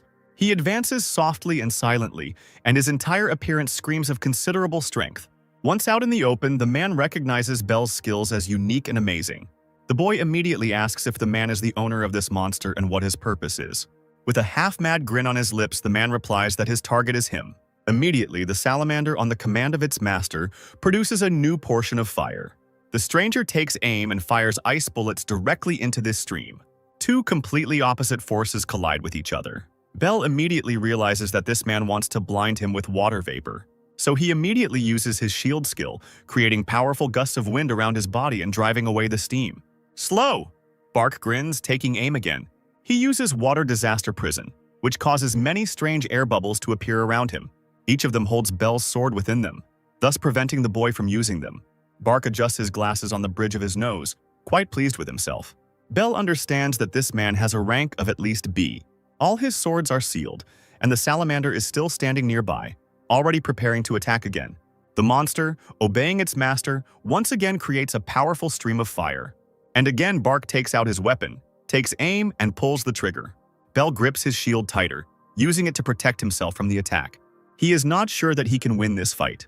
His opponents now are a Holy Knight and a B-rank monster at the same time. And dodging two attacks at once is quite difficult. Lime watches his friend in panic, trying to figure out how to help him. Looking around, he notices Roger, who is standing nearby, no longer hiding at all. Lime's mouth drops open in surprise as he realizes what's happening. In Roger's hands is the Lindgren family's secret treasure, which apparently has the ability to summon. With a scream, Lime rushes towards his classmate. Roger turns around in surprise, realizing too late that he has been discovered. "Is this your familiar?" Lime asks the boy. And then he immediately demands that this massacre be stopped, because his friend is in great danger and may even die. Instead of answering, Roger hits the boy in the stomach with the other side of his staff. "Get some sleep for now," he says to Lime, who is lying on the grass. The boy tries to get up, mentally scolding himself for not being able to help his friend at such a moment. He remembers his father, who mercilessly tortured him in an attempt to achieve the manifestation of magical powers. "My son can't even release his magic power, how pathetic," his father told him then. The next memory is of Roger mocking him by dunking his face into a bowl on the floor. Anger at his tormentors gives the boy strength, and his hand already reaches for his weapon. With difficulty, he gradually rises, surprising Roger, who is about to leave. Lime remembers Bell's words about how he has talent, and he just needs to keep fighting and not let himself give up. It was the first time anyone had said such words to him. So Lime will do everything in his power to prevent his friend from dying today. Roger asks with interest what he is going to do. You're trash! He humiliates the boy again. Lime suddenly tells him firmly to shut up. This time, he will determine his own worth. Roger looks at Lime in amazement, as his silhouette is suddenly enveloped in magical power. He is immediately overcome with black envy and he shouts at the boy not to become arrogant just because he learned to use magic. But this time, all his threats prove to be meaningless. Not waiting for the expected fear, Roger tightens his grip on the weapon in his hands and releases the power. Since this commoner does not want it the easy way, it means he is destined to die today. Lime responds by raising his divine weapon, fully prepared to attack. Roger's fiery power clashes with Lime's magic in midair. However, this time, his fire cannot cause any harm to Lime. What? Roger cries out in shock. Never before had he seen this boy so calm and confident in himself and his abilities. And this makes Roger even more angry, and losing his head from the anger that has seized him, he again thoughtlessly rushes into the attack. He is sure that this is all just some kind of misunderstanding, and now he will finish off this commoner with one blow. But this does not happen. Once again, their divine weapons clash and the fight begins. Roger screams in fear as he finally realizes that he will not win this battle. Lime grips the handle of his weapon tighter, increasing the flow of his own attack magic. In one motion, he shatters Roger's weapon into dozens of tiny pieces. Shocked, the boy falls to his knees, completely unarmed. He looks in disbelief at the commoner who today turns out to be stronger and more talented than he is. Roger's mind was racing with thoughts that there was no way an F-rank commoner could defeat a D-rank holy knight like him. Lime says thoughtfully that it's so strange for him now to realize that Roger used to scare him like crazy. Now he feels absolutely nothing. Lime holds out his hand and demands that the summoning staff be given to him. Roger still doesn't want to give up so easily, reminding Lime that he is, after all, from a Count's family and can destroy his house with just one word. Instead of a pointless argument, Lime again draws his weapon forward. With unprecedented calm, he suddenly thrusts the weapon into the ground right in front of Roger, startling him. "Give it back," he says, leaning toward his defeated opponent. Roger's body is already beginning to be covered in a crust of ice, and the frightened boy immediately promises to give Lime the staff. With tears in his eyes, he begs for forgiveness. Bowing his head, Roger holds out his staff and promises that he will never do anything terrible again. Lime takes the staff from his outstretched hand. He will spare Roger on the condition that he never approaches him or his friend again. The boy agrees and Lime nods, accepting his promise. A malicious grin appears on Roger's lips as he bows his head. He presses his hands into the ground, and a chain from another weapon appears under his fingers. Roger releases the force and the weapon flies into the air right behind the enemy. Lime looks at him in disappointment, feeling movement behind him. "I lied, you idiot! Die!" Roger screams, raising his bowed head sharply. Lime turns his head slightly and looks back. With a slight movement, he erects a small ice wall behind himself, into which the fire weapon crashes, failing to reach its target. Roger's mouth drops open in shock, beads of sweat starting to run down his face from the strain. Lime throws the summoning staff to the ground, not intending to talk to this deceiver anymore. He swings his weapon down on Roger's staff, shattering it into pieces. Without further ado, he begins to cover Roger's legs with an icy crust with his magic, gradually rising higher. Finally, the guy realizes that this is the end, and now his life is in danger. So Roger, in a panic, yells at the salamander to stop. Bark watches in bewilderment as the fire salamander slowly disappears. "Mr. Roger?" the man cries out, turning towards his master. His gaze immediately appears to be filled with a picture of Roger kneeling, and Lime confidently pointing his divine weapon at him. Bark curses foully, immediately pointing his gun at the commoner who is in his way and taking aim. But just as the man is about to shoot, Belle immediately attacks him with a wave of her power, almost knocking him off his feet. With a grin, the boy asks if now is really the time to get distracted. He also glances in the direction where Bark had been looking and realizes that Roger is to blame for this. "It seems like you wanted to kill me?" The boy turns to Bark again to distract him from Lime. Belle is confident that he definitely won't lose one-on-one. Bark curses again, shouldering his gun. But once again he fails because Belle is already rapidly rushing straight towards him, easily dodging all the bullets. Bark's eyes widen in surprise, which is clearly visible even through the fogged-up glasses. He was sure that this boy was only at the lower threshold of B rank. All the more surprising for him was the unexpected blow he received from the hilt of a sword right on the head. The thought flashes through his head that things are bad, because the difference in abilities is too big. Belle, in a calm voice, promises to hand Bark over to his teacher so that he can receive the proper punishment. The man realizes that he has no choice and decides to take extreme measures. In front of the stunned Belle, he falls to his knees, presses his forehead to the cold ground, and begs for mercy. The boy freezes, seemingly indecisive. Bark continues to beg for forgiveness, because he did all these terrible things only because of the orders of his master Roger. Of course. How can you refuse an order from an aristocrat? Belle says slowly, in an unreadable tone. Bark smirked to himself, pleased with this answer. He thought that this boy was just a child, and it would be easy to let his guard down. In the same tone, Belle says that nothing can be done, and he forgives the man. Hiding an evil grin, the man thanks him for his kindness. But, thwarting all his plans, Belle grabs his sword. Forgiveness does not mean that he will spare that person's life. The boy sees right through his soul, as well as all his far-reaching cruel plans. As soon as Belle finishes with Bark, Lime runs up to him, dragging a disgruntled Roger along with him on a rope. Belle thanks Lime for his help because it was thanks to his friend that he did not receive any serious injuries. Lime replies with a smile that he couldn't do otherwise, because Belle himself helped him earlier. With happy laughter, the children stretch their fists towards each other and touch their knuckles. At that moment, all the other students run out of the forest into the clearing, shouting joyfully and expressing gratitude.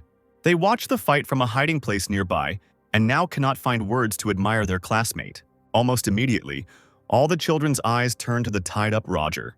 They understand that since that dangerous knight was Roger's comrade, the fire salamander is also his work. What a freak!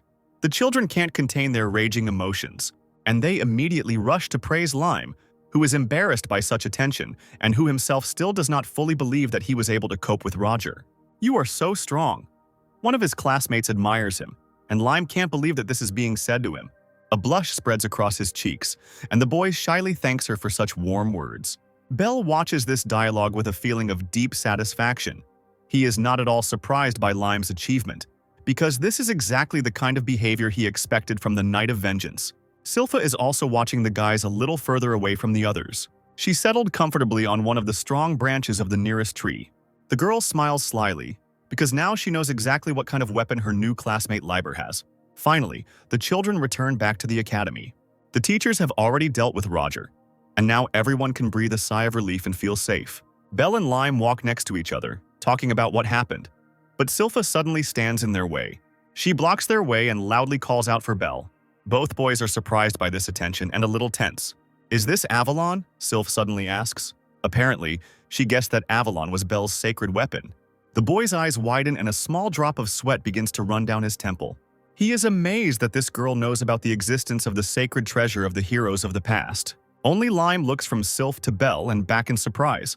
From the look on Bella's face, the girl immediately understands that she is completely right. "So what?" Belle answers a little aggressively, not knowing what to expect from this girl. What if she's up to something bad? Belle watches the girl's every move carefully, instantly tensing up. Sylph folds her hands in a prayer gesture, causing him to let out a surprised breath. The girl bows deeply, begging Belle to show her Avalon. He certainly didn't expect this, and the shock is clearly visible on his face. Silpha continues to beg her classmate because she always dreamed of seeing the scabbard of a real hero with her own eyes. Belle decides that nothing bad will happen if he grants her wish and carefully takes out Avalon. With a cry of delight, the girl immediately grabs the scabbard with both hands. Belle still asks how Sylph knew about this scabbard, and the girl explains that in her mother's family there is a legend about a hero who fights with the most ordinary scabbard. The boy decides that most likely someone from the previous generation was related to Sylph's ancestors. Lime finally begins to understand that his friend's treasure is very special. Silpha continues to admire Avalon, and as a token of gratitude, offers to treat the boys to something tasty right now. There is a very good cafe in the city that serves amazing food. Belle doubts, but Lime immediately comes to life and joins Silpha's persuasion. Deciding that this is a good opportunity to see the city, the boy nevertheless agrees, asking permission to take one more person with him. Belle is invited, and Sarah too, and together the guys head into the city. The boy's happy sister blissfully closes her eyes, enjoying the wonderful taste of the dessert served to her.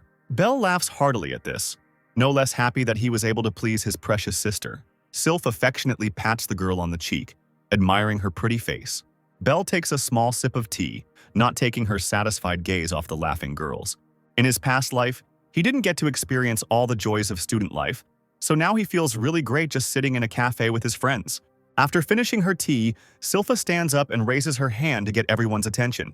The girl is seriously determined to please everyone with her music today, so she immediately takes out her harp. Belle is a little surprised that she is playing her sacred treasure, but he is already very interested to hear it. Without making the audience wait for long, Silpha begins to play. Belle immediately chokes on another sip of tea and, unable to bear it, screams at the top of her voice that this is simply terrible. The girl just laughs in response, assuring her friends that it doesn't matter how badly she plays as long as it brings her fun. One of the other cafe patrons, finding this funny, laughs and asks the girl to play again. Laughing loudly, she immediately agrees and drags Lime along with her, demanding that he sing. And the boy really has to go for it. He obediently stands next to Sylph and begins to sing. Belle looks with affection at Sarah, who clearly really likes all of this. He is very glad that these two became his first friends. After finishing at the cafe, the guys go outside and head back to the academy.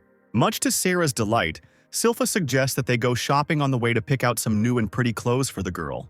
Hearing this, Belle tries to go with them, but Silpha sternly tells him that this is entertainment for girls only, and that he and Lime will have to stay away. She promises to pick out some cute clothes for Sarah to surprise her brother, but Belle still gets upset and hangs her head sadly. Lime puts an encouraging hand on his friend's shoulder and suggests they go shopping in other stores.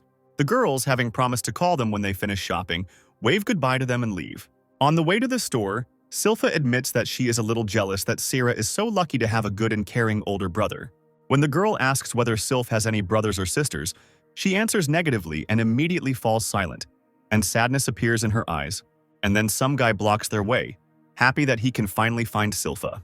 The girl immediately tenses up. She clearly knows him. This is Evilreen, one of the student council officers. He looks at Silpha with disdain and begins to scold her for acting as if they were strangers, although in fact they are brother and sister, albeit from different mothers. Silpha tenses up even more, shields Sarah with her body, and replies that she doesn't consider Evilreen her brother. With a malicious grin, the guy says that he came to invite her to training, because if she trains with her treasure, she will be useful to him. Silpha immediately understands what her brother is hinting at, and shouts loudly that she has already said 1,000,000 times that she is not going to participate in the war that he has started. Evilreen sighs and begins lazily rolling up his sleeves, complaining that he really didn't want to do it. But now he has no choice but to take the sacred treasure by force. The guy makes a cut, from which drops of blood immediately begin to flow, and the veins on this arm become more visible and clearer. A second later, blood from the small cut suddenly spurts upward from the palm, beginning to form into something else. Sarah, seeing this for the first time, screams in fear, pressing her small hands to her chest. Meanwhile, a rounded figure woven from his own blood had already formed on Evilreen's palm. Silpha realizes that this is a sacred treasure of blood magic. She immediately realizes that she will not be able to cope with such a strong opponent on her own, and loudly calls for her bodyguard. However, Evilreen had already taken care of this, and no one would definitely come to the girl's aid. Looking back, Silpha sees the lifeless body of her bodyguard lying in the shadows of the gateway. She begins to panic, frantically trying to think of something to get out of this situation. Meanwhile, Evilreen warns her that he is starting. Silpha immediately screams for Sarah to leave here, but the girl, despite her fear, remains standing in place.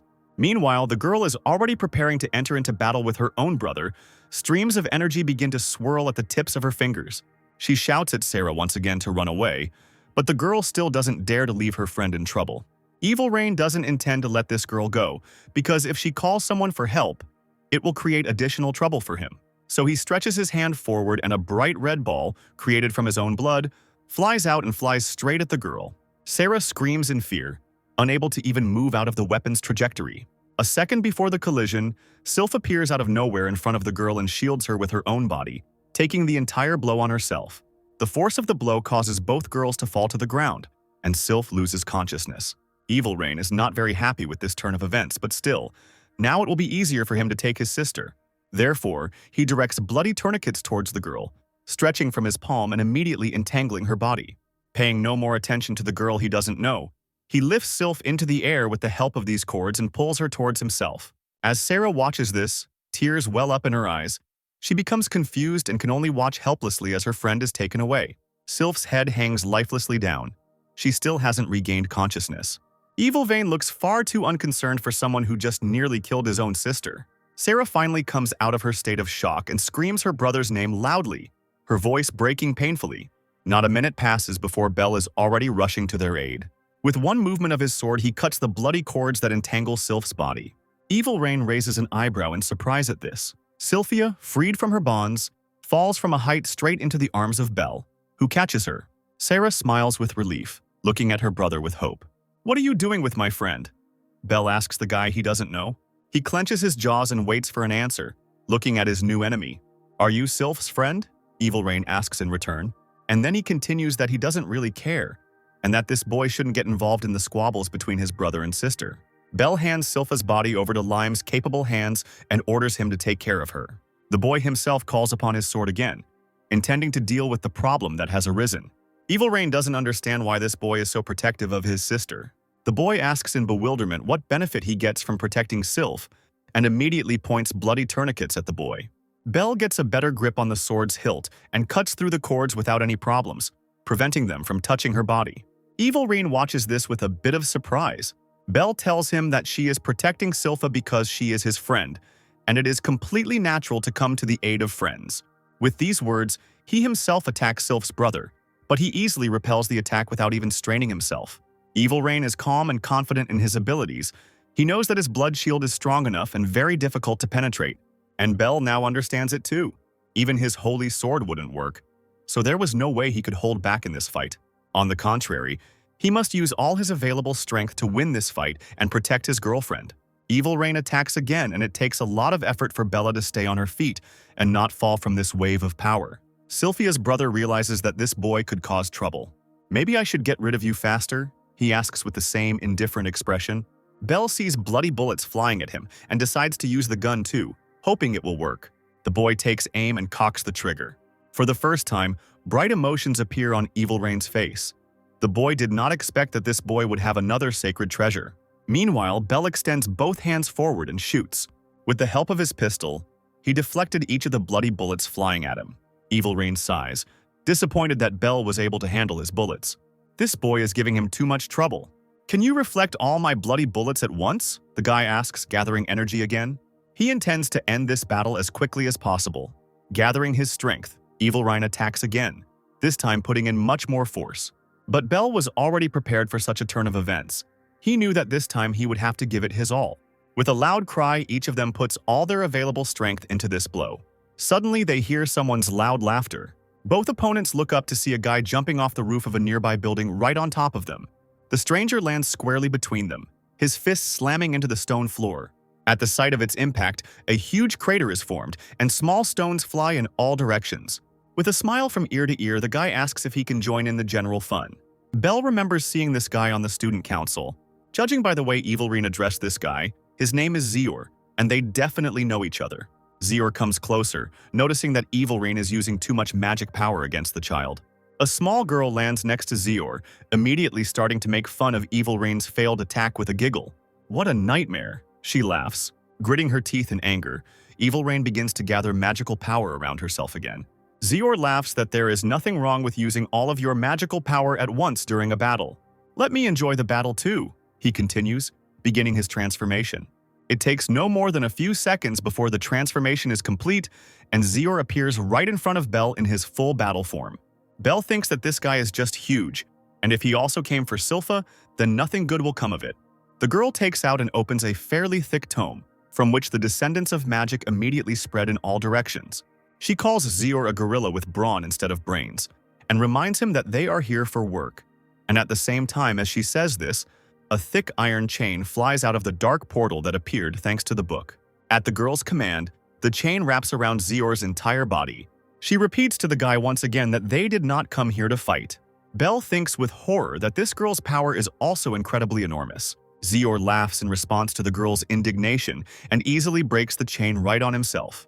He changes into his normal form and tells Evil Rain that there is a job for him from the student council. In a month, he will have to go on an expedition to Liam Forest with Albert. Evil Rain sighs again that this is all too much trouble, but nothing can be done, and he has to leave, promising that he will come again for Sylpha, but in a month. Bell wearily lowers the gun immediately after they leave. The student council is full of incredible monsters. Meanwhile, Sylpha had already come to her senses, and together with Lime and Syrah, she was already approaching Bell. A little embarrassed, the girl apologizes and thanks Bell for saving her.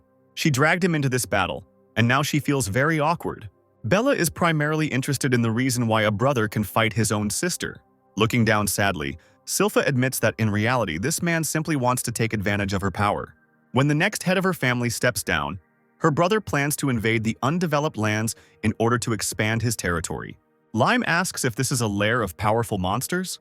Silpha confirms that indeed, most likely her brother needs the sacred treasure that belongs to her specifically to fight these monsters.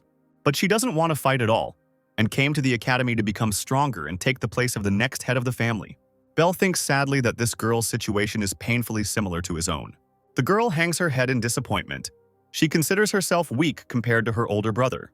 "It's not true, you protected me!" Sarah immediately cries out passionately. The girl's eyes widen in surprise. Sarah smiles and thanks her again. Belle joins in her thanks with a smile. He is very grateful to Silpha for the fact that without a second's hesitation, she covered his little sister with her body. Belle believes that the girl is now strong enough to protect the people around her, while he himself was unable to do this in his past life. But even if she doesn't have enough strength of her own, he will definitely give her his. Lime joins in his words, confidently promising to fight alongside Silpha in the same way. Tears well up in the girl's eyes as she looks at her new friends. "Thank you," she says, touched, wiping away the tears running down her face with her palm. Belle thinks that this evil reign could cause serious problems, and it is quite possible that if they had not been interrupted today, he himself would already be dead.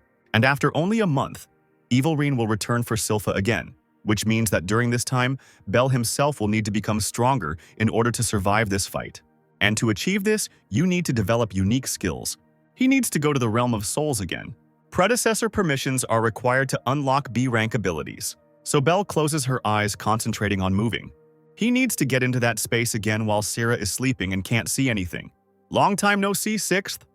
Raven will be smiling at him again very soon.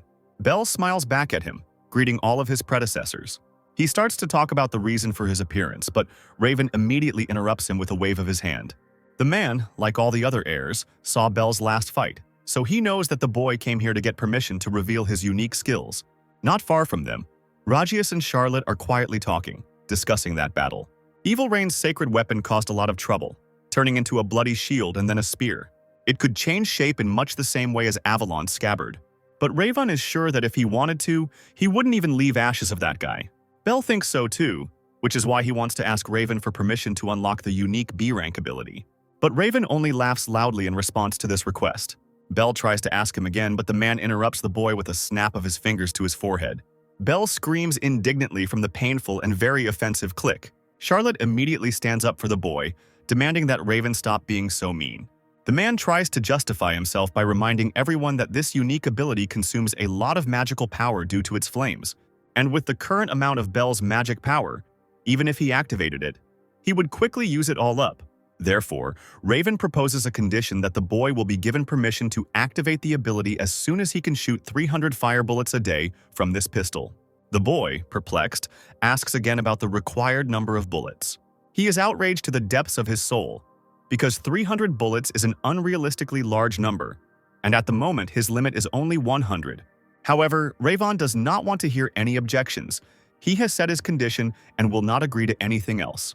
So he tells the boy once again to come back here only when he has fulfilled his demand and snaps his fingers sharply. Belle opens her eyes already back in her room. The boy's indignation knew no bounds. 300 shots a day for the remaining month before the rematch is an increase in the reserve of magical power exactly threefold. He's not sure that's even possible. Meanwhile, in the realm of souls, his mentor is also dissatisfied with Raiwan's actions. He believes that this condition is too unattainable. And even Charlotte is sure that it is impossible to triple magical power in just a month. However, Raven is unwavering in his decision and asks everyone else to simply watch the boy, because if he cannot fulfill the conditions, he will not be able to fail to win. The very next day, Belle begins training. Tirelessly, he crushes one orc after another, improving and increasing his strength. When another orc is defeated, the boy takes a short break. He exhales tiredly, wiping the sweat from his forehead. Now his only way to increase his magical power is to defeat monsters, so he intends to hunt down anyone he can find.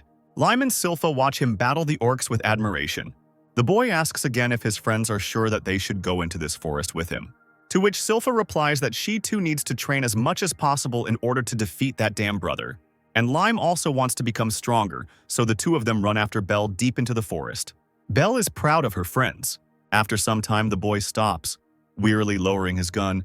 He knew that he would not be able to kill more than 100 monsters.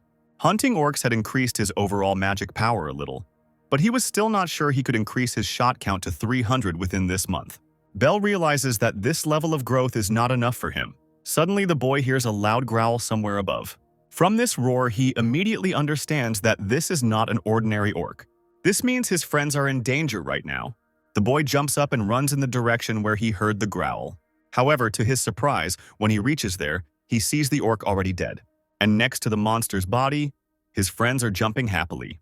They clap their palms to celebrate their victory. Only after this do they notice Belle running up. The boy asks in disbelief if they really were able to defeat this monster themselves. Silpha, with a happy smile, replies that this is how it was. Belle thinks to himself that it was a blood orc, a C-rank monster that is the highest species of orc. Lime says that they wouldn't have been able to win the usual way, so they had to adapt. He surrounded the orc with ice using his spear. Meanwhile, Sylph used a sonic attack from her harp, which was amplified as it reflected off the ice. "Isn't it great?" Silpha asks enthusiastically. The girl is sure that they are just a great team.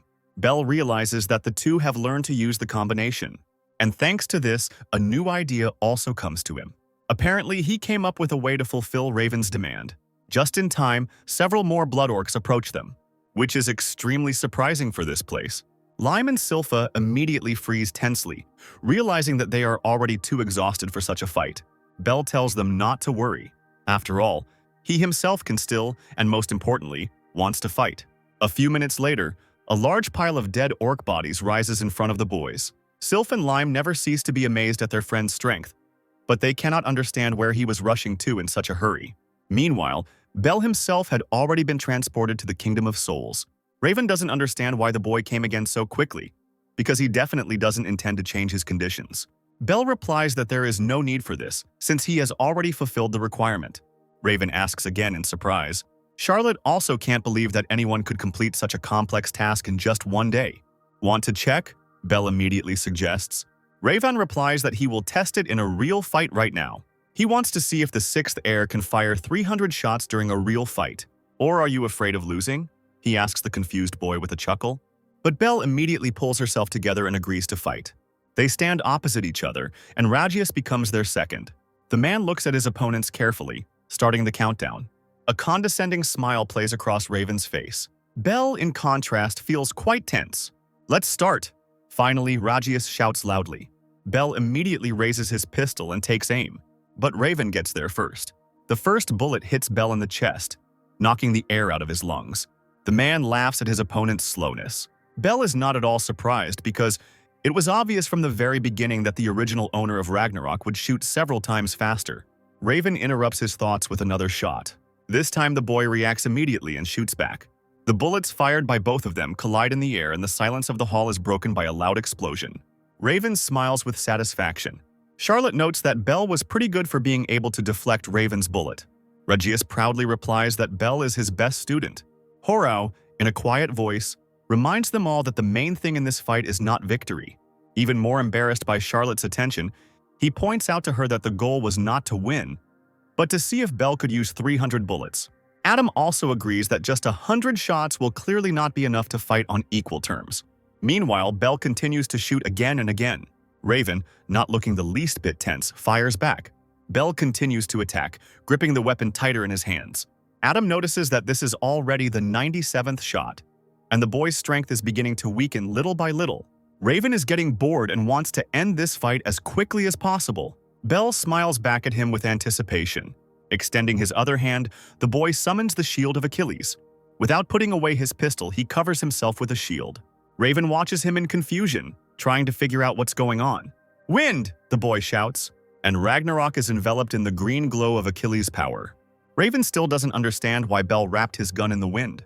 He thinks it's completely useless, but in reality things are different, and very soon he realizes this. Seeing how the bullet fired by Belle easily shatters his own, the man cries out in surprise. Adam had already realized that with the combination of sacred treasures, Belle could shoot flames even with little magical power. Raven isn't going to give up that easily. Rajias is no less surprised because the idea of using a weapon in such a way never occurred to him. Only Charlotte laughs merrily, rejoicing at Raven's failures. The man snaps back indignantly, and his face no longer looks so pleased and self-confident. He decides to ask why the sixth heir didn't use this combination from the beginning. Belle, with a triumphant smile, replies that this is payback for all the jokes he put up with. Raven laughs again, realizing that the boy was only hiding this because he wanted to surpass him. With renewed vigor, the opponents begin to exchange bullets. Rajas is truly proud of his best student. Raven is becoming more and more excited. Now he is not so bored in this fight. Horo notices that the man's magical power is slowly starting to diminish. Belle screams, breaking her voice, trying to further intensify her attacks. Raven dodges his bullets, but it's becoming increasingly difficult for him. Belle is determined to finish this fight with a victory. But Raven is not as simple as it might seem, looking at his constant mockery and jokes. He doesn't let the boy get to him and suddenly disappears right into the fire. Belle immediately tenses up. He didn't even think that a man was capable of such a thing. He nervously turns around, trying to figure out where he can expect an attack from now. But he still doesn't have time to react in time and gets a fiery bullet right in the back. Belle looks around again, trying to make out the silhouette of the enemy in the fire. Raven laughs good-naturedly at his attempts. And then again the boy is hit by another bullet and he screams in pain. It seems as if Raven is everywhere at once. In order not to lose right now, Belle decides to use his trump card. Wind. Howl! He screams at the top of his lungs. Gusts of wind begin to swirl around the boy, dispersing the fiery circle. Now Belle has a good view of where exactly his opponent is. So he wraps the wind of Ragnarok again and shoots. But suddenly the air flowing around the barrel of the gun suddenly stops. Belle watches in shock as his magical power dissipates. Charlotte screams indignantly, not understanding where all the magic went. Meanwhile, Raven and Belle start shooting again. At some point, the man realizes that he has run out of ammunition, so the boy's next attack makes him fall to his knees. The man coughs and puts his hand to his chest, admitting defeat. Belle breathes heavily, still clutching her gun tightly. Adam sums up, "He counted 301 shots in this battle." The boy immediately relaxes and falls backwards onto the floor, exhausted. "I barely won," he says, amazed. Raven laughs and walks up to him to compliment him. He offers the boy his hand to help him up. With a happy smile, Belle grabs the outstretched hand. Raven says that he will now allow him to use a unique ability. Belle gets up from the floor tiredly, still holding onto Raven's hand. "Thank you very much," he immediately says to the man. His gun is instantly enveloped in the fiery power of his unique skill. Now Belle is confident that he can defeat Evil Rain. Raven agrees because if Belle could defeat him, then some Evil Rain certainly won't be a problem. They bump fists as a sign of future victory. The next few days pass unnoticed. Belle continues her training, fighting not only orcs but also other monsters. Even though he has received a unique ability, he still needs to increase his strength and improve his fighting skills. Now the boy is confident in himself and his abilities again. Without much effort, he defeats the Griffin. Silpha watches this with admiration, desperately envious of the unique ability her friend has received. She asks for advice on how she can also gain such an ability, and Belle replies that the only way to increase magical power is to constantly defeat monsters. He offers to teach the upset girl a special training to increase her magical power, and she enthusiastically agrees. This is a method Belle learned from his master, and he now intends to teach both Sylph and Lime. He explains to the children what position they need to sit in and shows them exactly what position their hands should be in. This is the pose that allows the magic to circulate most easily, and it is necessary to devote at least 1 hour to this training every day. In addition to increasing magical power, such meditations will help hone the sense of magic in battle. Silpha and Lime listen to his every word, diligently trying to repeat what he showed. Belle explains that the effect of this exercise will not be immediate. However, if you continue to do this, your strength will grow much faster. Watching her friends, Belle notices that their magical power has definitely increased. But since their power is developing abnormally quickly, he decides not to tell them anything. And he himself cannot give in to them in this regard, so he will train even harder. This will also help you prepare for the tricks. 5 more days of training pass, and the number of monsters killed by the guys increases rapidly. Another 10 days pass, and they still do not slow down the pace of their training. From monsters, the guys move on to training fights with each other. Another 20 days of diligent training, fighting, and meditation pass. And finally, exactly 30 days later, Evil Rain approaches them again, and this time he is not alone. Behind the guy, there is a man hiding his face behind his hair and hood. Belle immediately goes out to meet his opponent. Sylph presses her lips tightly together, looking at her brother with hatred. Guido, bring Sylpha. Evil Rain gives the order to the man who came with him. The man nods obediently and heads towards the girl. Sylph screams indignantly that she will never obey and takes out her harp. Without wasting any time, she immediately touches the thin strings with her fingers. A powerful wave of her sonic attack is directed straight at Guido, who is walking towards her. Lime joins the girl, rushing straight at the enemy. His spear collides with his opponent's weapon with a loud screeching sound. "We won't give you Sylph!" the boy screams loudly. Belle stands opposite Evil Rain at this time and offers to resolve everything here and now. But before that, the boy decides to ask what Evil Rain is trying to achieve and why he needs to use Sylpha in this war. The guy replies that everything is quite simple, and the thing is that his sister's sacred treasure is special, and it was passed down through her mother's line. The special feature of this weapon is the ability to manipulate human consciousness using sound. With it, you can easily turn all people into weapons to easily start a war. Belle clenches her fists, asking if Evil Rain really thinks Sylpha would agree to something like that. The guy replies that even if she doesn't agree, he's just using her to make things easier for himself. For him, his own sister is just a tool to achieve his goal. Now Bella understands everything for sure. He can't even call this unpleasant man Sylpha's brother. Evil Rain tells the boy that even if he is angry, he still won't be able to defeat him with this gun. However, Belle is sure of the opposite. Evil Rain only raises an eyebrow questioningly at the boy's self-confidence. Belle's finger is already on the course of his pistol, ready to open fire at any moment. Immediately after that, he activates a unique ability. A bright red heart can be seen in the middle of the wall of released fire. Belle released the magical power of fire directly into his heart, and now he can control it with his whole body. This skill is called Heartbeat of the Fiery Soul, and it even dyes the boy's hair fiery red. Evil Rain watches with a little curiosity as the unique ability is released. Suddenly, fiery wings begin to sprout from Belle's body. Finally, the process is completed, and the boy rises to his feet. His body is raging with unreleased energy, and he happily rushes at his enemy. Fiery wings flutter beautifully behind his back as he flies. Evil Rain calmly remains standing in place and again launches multiple fire bullets at the boy. But this time, the bullets do not cause any harm to the boy. He knows it's no use. With great surprise, Evil Rain realizes that this boy has just evaporated his blood into his own creation. "Burn!" Belle shouts as he begins his attack. He rushes forward, even as his fist turns golden from the force it receives. Evil Rain holds up a bloody shield in front of her, confident that this child will never be able to penetrate it. But, to his great surprise, the shield immediately begins to crack. A few more seconds and the bloody shield shatters into hundreds of small fragments. Belle's fist connects with Evil Rain's face, hitting him square in the middle. The force of this blow sends the guy flying back several meters. Belle warns him that any blood he intends to use will simply evaporate. He demands that the guy admit defeat, but in response he hears an evil laugh. Evil Rain's head snaps up and his eyes become visible, glowing a bright purple. The young man's body quickly begins to become covered in scales. "The blood is boiling," the guy growls.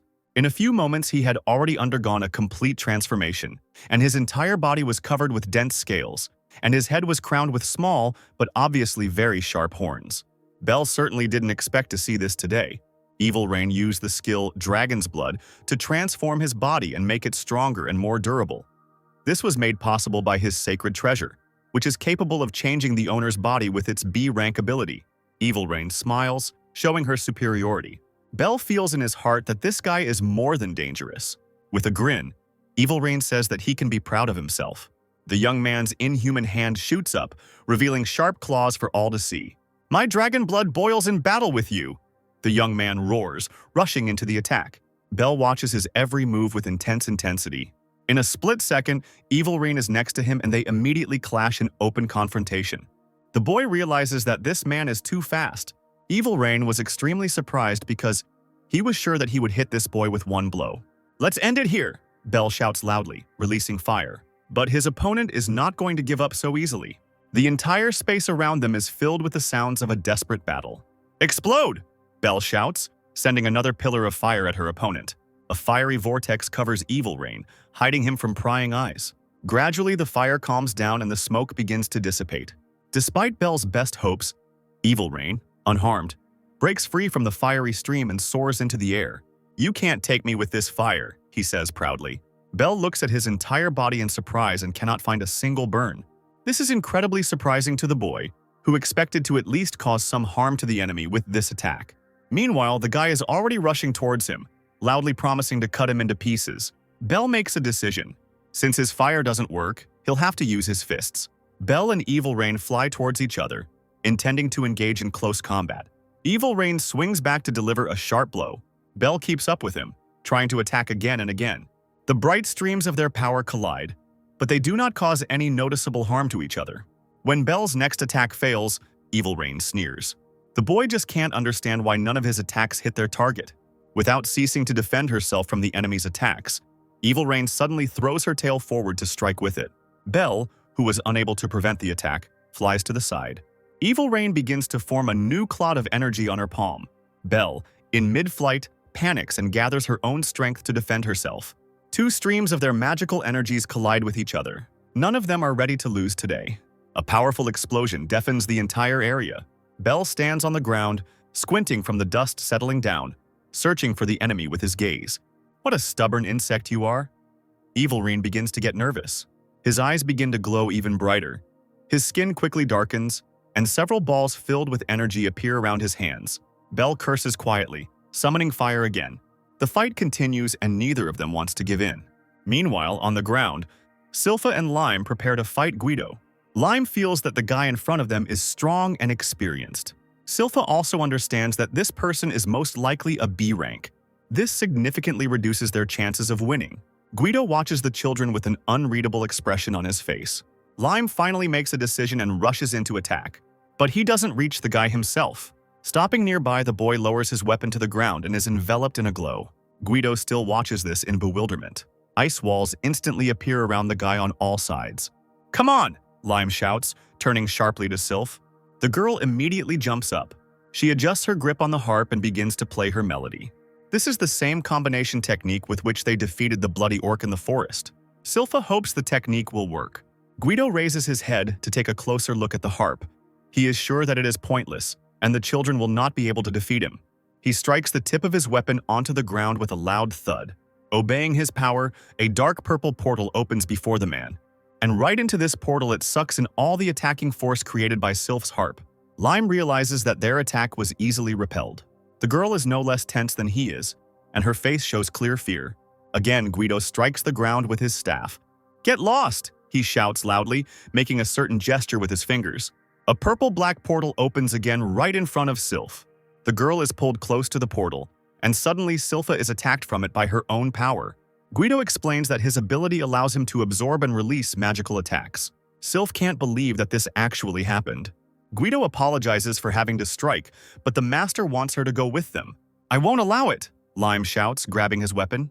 Guido calmly tells the boy that he cannot stop Silpha from being taken away. Lime desperately rushes into the attack, knowing in advance that it will be useless. Without straining at all, Guido delivers just one small blow to push the boy aside. This child is too weak for him. Sylph raises herself up on her elbows, trying to stand up. She has to help her friend, but she doesn't have the strength to get up. She watches helplessly as Guido mercilessly beats Lime with his staff. She regrets again that she is not strong enough to save her friend, who is now being beaten because of her. The girl remembers Belle's words about meditation, which can also be used as training to hone one's magical abilities. A friend claimed that during a fight it would be easier to demonstrate one's strength. One just needed to calm down. The girl grabs the flow of magical power to grow this power inside her body. Now she feels much stronger. She will definitely save Lime. And this is very timely, because Guido is just about to finish off the annoying child. The girl's slender fingers carefully touch the strings of the harp. Lime freezes, listening. He feels a surge of strength and his eyes open wide. Guido doesn't understand what's happening. Sylph's fingers reach out to the sacred treasure. Lime hears nothing but the melody that this girl creates. This music is beautiful and not at all like what she was playing in the cafe back then. This time the melody gives strength and relieves fatigue. Determination lights up in Lime's wide eyes. With renewed strength, he begins to resist the man attacking him. With a powerful jerk, he pushes the opponent to the side, freeing himself from his pressure. Guido is furious. He can't understand where this boy suddenly got such strength from. "Freeze!" Lime shouts and his weapon starts to glow. He touches the ground with his teeth, and immediately a crust of ice begins to spread across its surface. She moves swiftly towards Guido, who instantly tenses up. The man opens another portal again, trying to absorb this energy too. But this time there is too much magical power and he fails to do it. And above, the battle between Bell and Evil Rain continues. The boy's strength is already leaving him, but he looks down and sees the rapidly spreading lime ice. This cheers him up, and the boy thinks that now all that remains is to deal with Evil Rain. All or nothing, Bell decides, and is going to use his secret technique. Evil Rain knows that the boy is still hiding his true power level and it irritates him. "I will give you despair," he grins. Evil Rain slowly flaps her leathery wings, continuing to hang in the air and gather strength. Bella is supported by fiery wings behind his back. The boy waits for the right moment. A purple haze covers Evil Rain's eyes and a muffled growl escapes his mouth. The guy clenches his fists, digging his sharp claws into his own palms, and quickly gathers as much strength as possible for the most powerful, decisive blow. Bell waits tensely, watching every move of his opponent so as not to miss the necessary moment. The boy also gathers the fire around himself, giving it the shape of a ball and holding it tightly with both hands at once. He thinks that if he can withstand Evil Rain's blow, he will still have a chance to win. The man, meanwhile, finishes concentrating his power, and his body grows even larger from the power bursting out from within him. "Take that," he growls, opening his fanged mouth wide, from which energy immediately begins to gushes. Bell sees with horror that this power is much greater than he thought. It can't be, the boy thinks, frantically starting to think. He looks at his own hands, enveloped in his fire, in confusion and can't think of anything.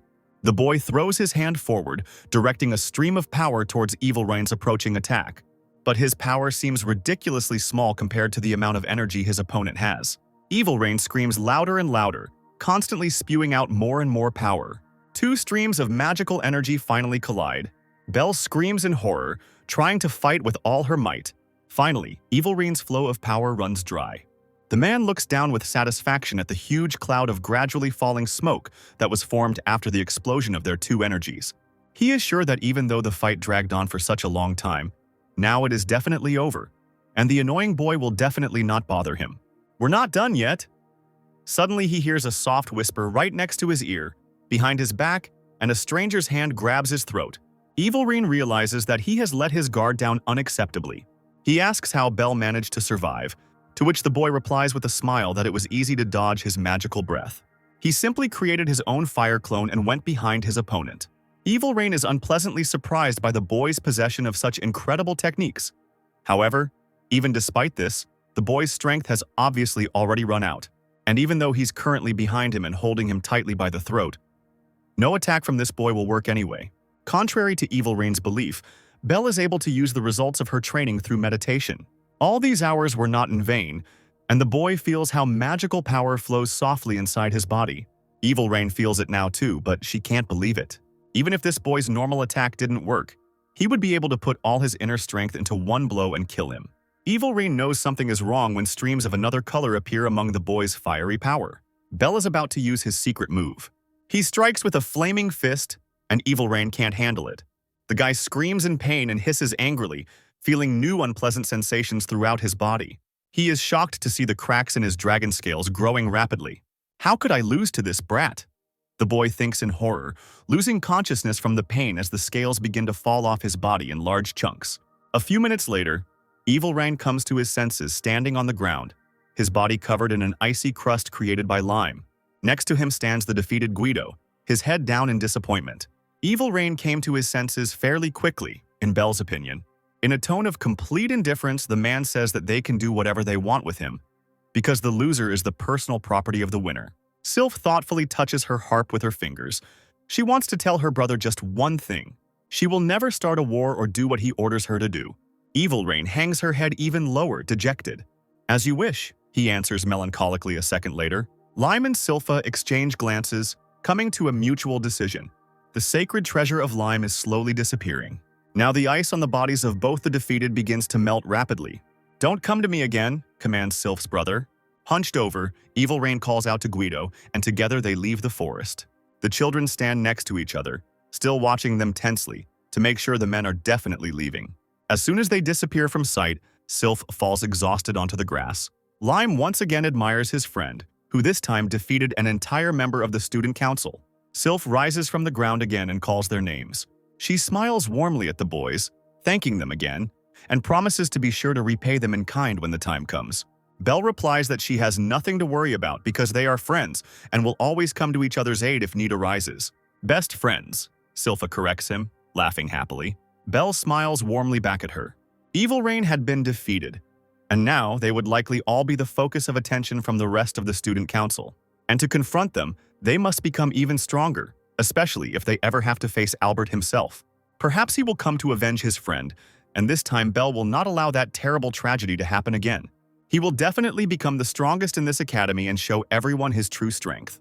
And someday, he will definitely defeat Jin. This time, he will be able to protect his beloved little sister, Sarah. Time flies very quickly. While studying at the academy, several years pass unnoticed. Belle finally faces off against his older brother, Jean. He grew up and his childish features became sharper, and his eyes acquired an even greater expression of determination and inner strength. "I am the head of the family," the guy says confidently. Jin laughs mockingly at this statement. "Damn you, dear brother," he says, taking out his sacred treasure. In his past life, Belle failed to protect those who were dear to him. So now he's here to make sure that nothing like this happens again. His efforts and perseverance will allow the young man to overcome any challenge and defeat any enemy. He faces a major confrontation with his older brother. For Sarah's sake and for everyone he's loved, Belle has to end this. This time, everything will be completely different. No longer a helpless little boy, Belle was now grown up, had gained his strength, and was training diligently to achieve victory. He will definitely finish off his older brother.